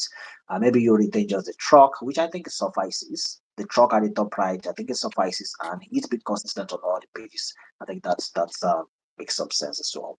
Yeah. So that's it for me on this. Wow, wow, wow. Thank you so much. Thank you so much. And Abby, I must say, I'll be sincere. I love the design. I love things that are simple yet classy. First, I love Mhm. the design. I love that. I love the way the design. I love it. I love it. I love it. I love it. I love it. Yeah. And then I love the fact that you are the first person now that will give us a calendar table. Yes, yeah, although you did not make use of that, even though you have a calendar table that can allow you to do some time intelligence, you did not make use of it.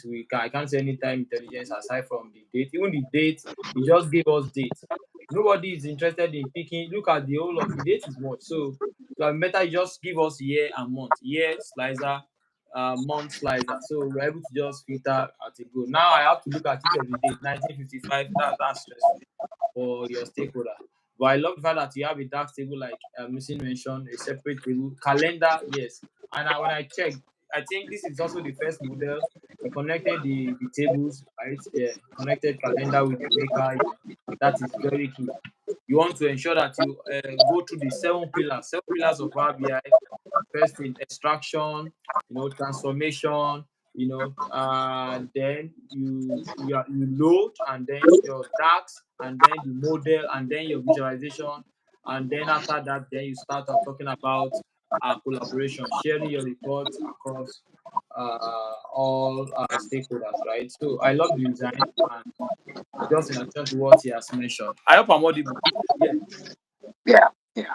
Yeah, there, and then I love that you created the model, a really simple model that gives us the understanding that you understand the length and breadth of what you're talking about, and then the naming. Yeah. So that's just that in addition to what Missing has mentioned. So I love that, and I love the table breakdown of operation, Akura, and then okay, although there I can't see. You just mentioned the that I'm talking about the breakdown now. The cars, okay, the type, the color, price range, yes, year, and then the average price. Maybe you want to do it in ascending or descending so that we will look at it, it gives us more insight. And another thing that he mentioned that I want us to take note of, dynamic testing, right? So in that your final insight, that 26 million now, for example, 25 million, all those places that you have numbers, when you just change your brand, it just dynamically change, because of that dynamic test narrative, AI features in. So people are not trying to, so that it's not static. When you change anything, your insight is no longer changing. Dynamic testing, AI features. I also mentioned something I've forgotten now. So those are very important. And then what Samuel also mentioned, okay, time intelligence. Yeah, we'll also talk about that shortly. I think that's all. I think those are the 8 entries, if I'm correct. Yes. Yes. So So I thank you just so I much, just saw everyone. here Eh? what so I just saw here when I opened the report. So on the overview page, there's a slicer that you called color, but when I dropped down, I saw that it's year that's actually in the slicer. Wow. So I just saw that you too now. yeah, you need to pay attention to this very, very well. Mm, So mm, you when you're done with your report, a good thing to do is have somebody go through your report. mm, So especially if they are not that technical, so they just want to walk through the report to see that things are the way you expect it to be. mm, So if I'm looking at a color slicer and I drop down, what I expect to see there are colors, not that I'm seeing years there. So it's just maybe your color slicer created somewhere, you copied, you pasted, you changed the field, but you did not update the title. mm. So that is something that Look into. so yeah, Afolabi, you're already thinking that how did I figure that out? Sorry, something just led me to That's why he's a veteran. So it. So yeah, that's really. But overall, it's a good one. Yeah. Yeah. Okay, so I don't know. I want Musin to what's it called now? Keep me honest here, or just relate with me here. So what I'm thinking now is, now I think we have all the entrants. Yes, like someone Yeah. mentioned, I'm going to send a screenshot so that we also put a face, or maybe put a picture to what we've been saying. So I will Mhm. just tag the majorly the first pages and then the name, then share with you on your mail. Then what Okay. I'm thinking is maybe we'll just announce, deliberate within ourselves and then announce via mail, or maybe do we take a break and then come back and announce? What do you think? So what I think is that we maybe we end the review now. So because apparently we've spent it's about 2 hours on Two this hours, call yeah. already. Yeah. Yeah. So we and then independently, I go over this again. I Mm. share with you who I think are the top three for me, and then you Mhm. look at it from your end as well. So that way we have a list of the top three. And I don't know if from the everybody that submitted their entries, if they have their LinkedIn handles submitted alongside when they were uh, putting in when they were applying to join this. So if that was done, so we can I believe the announcement can be done on LinkedIn, and we just have the list of the top three, and they'll reach out to you on how to redeem the prizes, however Okay. it is. Yeah. I think that works. I think that works. So maybe when I send out the mails with the screenshots of each of the entries so that they can check and compare vis-a-vis with what we've said so far, Mhm, then mhm. then I can tell them to just send in their LinkedIn. It wasn't in the entering form, so they can just send in Okay. their LinkedIn profile. Then we Mhm. just review in-house, and then on LinkedIn we just announce, and then yeah, I think that Yeah. works. Yeah. Yeah. Yeah. Let's drop our questions, but while we are dropping the question, let me just put it to Musi now. The first one is Samuel is saying, how do we do time intelligence? How do we format numbers in thousands? Okay. Okay, maybe Musi want to answer the first, then maybe I attend to the second. So how do we do time intelligence? So yeah. Okay, so the idea of time intelligence is to sort of make us do some comparison between different time periods. So think about it like this for a business. So a business like JIJI now, maybe we are the ones that are selling the cars actually. So one thing that would make sense to us is that we don't want our analysts to just tell us that in 2024 we made 1 billion naira. In 2025 we made 500 million naira.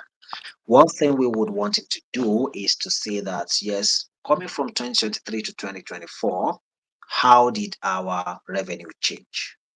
Did we have an increase in revenue when we look at what we made in 2023 compared to what we made in 2024?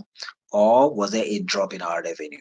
So, this scenario that I just painted is something that will require a calculation for. So, you need to do a calculation that picks the revenue for the current period, and then that compares that to the revenue for whatever other previous periods you're comparing against.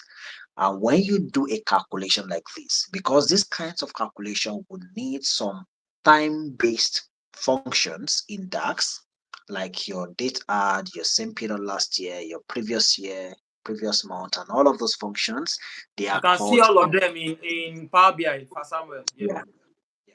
So they are all called time intelligence calculations. They are essentially called time intelligence functions. But the whole idea is to use these functions to shift your date somehow. So when you use previous year, for example, what that does for you is that it shifts your date 1 year backwards. So when you are looking at total for this year now, 2024, if you filter your report to 2024, what previous year will now do is you have selected 2024, it now shifts your year 1 year backwards, which now gives you 2023, and it returns the revenue or the actual metric you want to see for that period, 2023.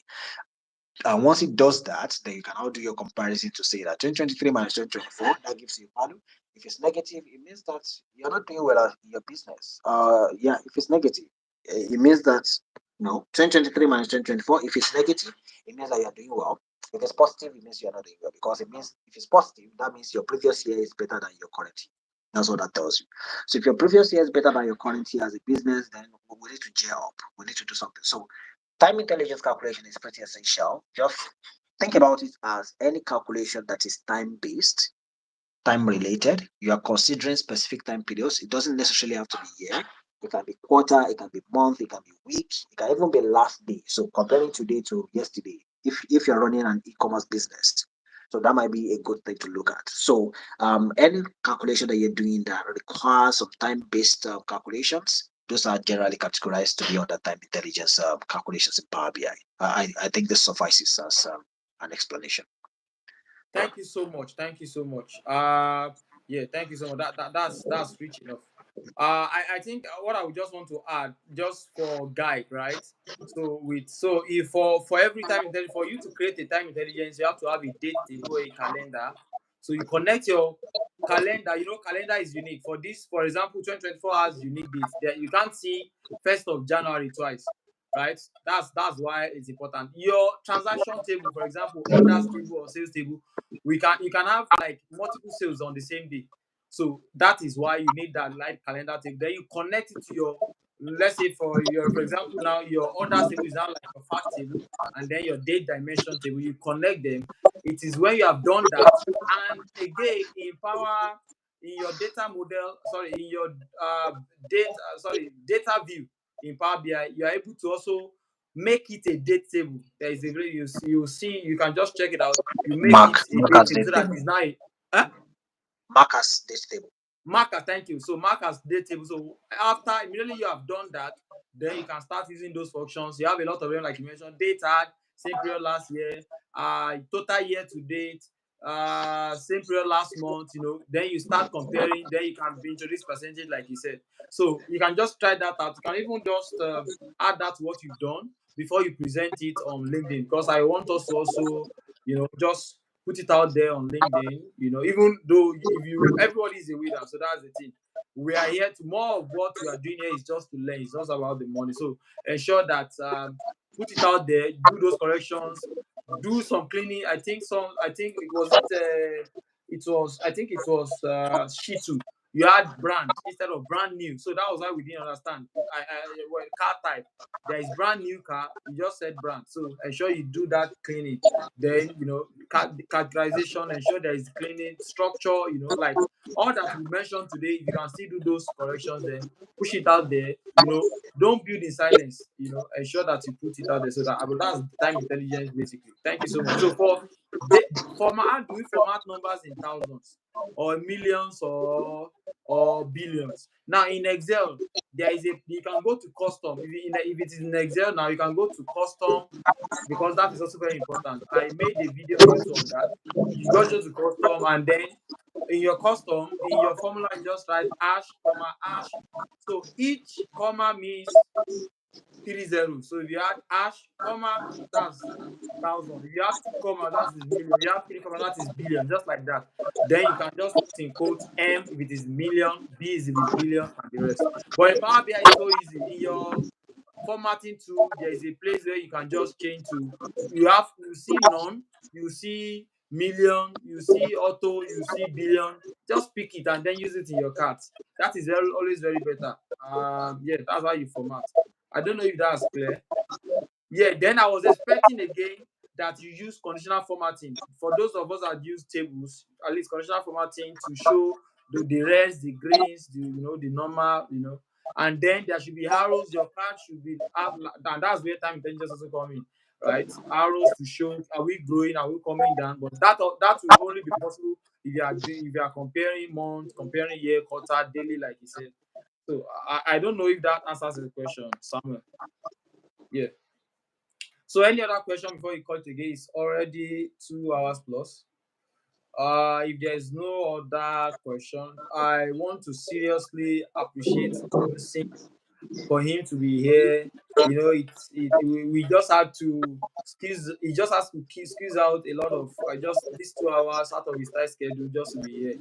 I am very grateful, and I know people that are here, they are also very grateful. They are very, very grateful. Thank you so much. Thank you so much. Thank you so much for being here. We really appreciate. Thank All right. you. Um, Thank you to too. the audience, yeah, thank you so much. I don't know if you have final words before I just. Mm. Okay, so my general advice would just be that you've you've had a submission. Please, especially if you are the one that created the report that we reviewed, go over the recording if you're able to. If you jotted some things, excellent. Pick those learning points and implement it on the same report. So then you have something like the before and after. So this what you submitted, this is the new one based on the review points that you got. And that is how you get to keep improving. So nobody got to this stage by way of not listening to people's review. Feedback is what will make you improve. You've gotten some feedback today, put those feedback to use, and then in your next iteration of reports, you see that you won't make those mistakes anymore if you work on this one again. And that's how you get to improve, you get better at how you can, do things in the best way. So one thing is important, like Mike mentioned. So the way data is in real life is not the way it is when you're practicing. So when you go to cargo, you pick some clean data, it's not always like that. So this one now, you probably have seen that when whatever data set you're laying your answer on, you need to do some power query gymnastics. You need to model your data. For most of you that you didn't do that. So there are a lot more things that you need to do, that you need to put together, that should be your arsenal as you go about your data journey. So please, when you have challenges like this, make it a habit to participate. That is what you would, regardless, even if nothing is attached, no monetary benefit, nothing is attached, just make it a habit to participate. You get to, at every time that you build a report, I can assure you that you will do something that is better than the previous, or you will realize something that you never knew with the previous one. What you put in effort. So it's just you putting in effort and ensure that you don't settle for mediocrity. Don't always think that, okay, I can't do beyond this, I can't. If I was to come in for a challenge like this, one of the things that I might want to do initially is to go to a place like Novi Pro or some other platform, go look at some designs, look at some inspiration, just get some inspiration from there. So, and then try to replicate one. So when you try to replicate, you are just picking a report out there that you don't know how the person created it. If you're able to replicate it, that is how you begin to up your Power BI game little by little. So because now you are looking at a card that is formatted in certain ways, and you on your own you are trying to format it that way, you will figure out a lot of things in that regard. You figure out a lot of things. And the book that Mike mentioned, excellent book, Storytelling with Data. Please, if you have Yeah, the time, go read that book. PDF is online, I believe. You can yeah. get that downloaded and you read that. You thank yourself for doing that. So that's it for me. Thanks a lot, Mike, for the Thank you invite. I so really much. do Thank you appreciate this. so Thank much. you. Thank you so much. Thank you guys. So I just like I said again, please ensure you share it. Make those corrections. Share it on your LinkedIn because this is really like that. People can really, if you do it well, people can really make better decisions. You said I'm already making decision with this already. I want to really what from some of I've seen some insight and I want to make better decision. Maybe I want to change my car. It's going to help a lot of people and a lot of people like that too. Mhm. So please push it out there. Let people because as people are gaining and get learning from what you are pushing out, they tend to know that this person is resourceful. So those are my finals. Other things will be communicated via mail and you get to know. Thank you so much. I also try and share that PDF. I think I have it on my system. I'll just share with you Okay. too. Thank you so much, Mushin. Thank you so much. I can't appreciate All enough. right. Thank you so much for Thank you too. yeah, thank you. Have a nice night, everyone. Yeah, bye. Thank you.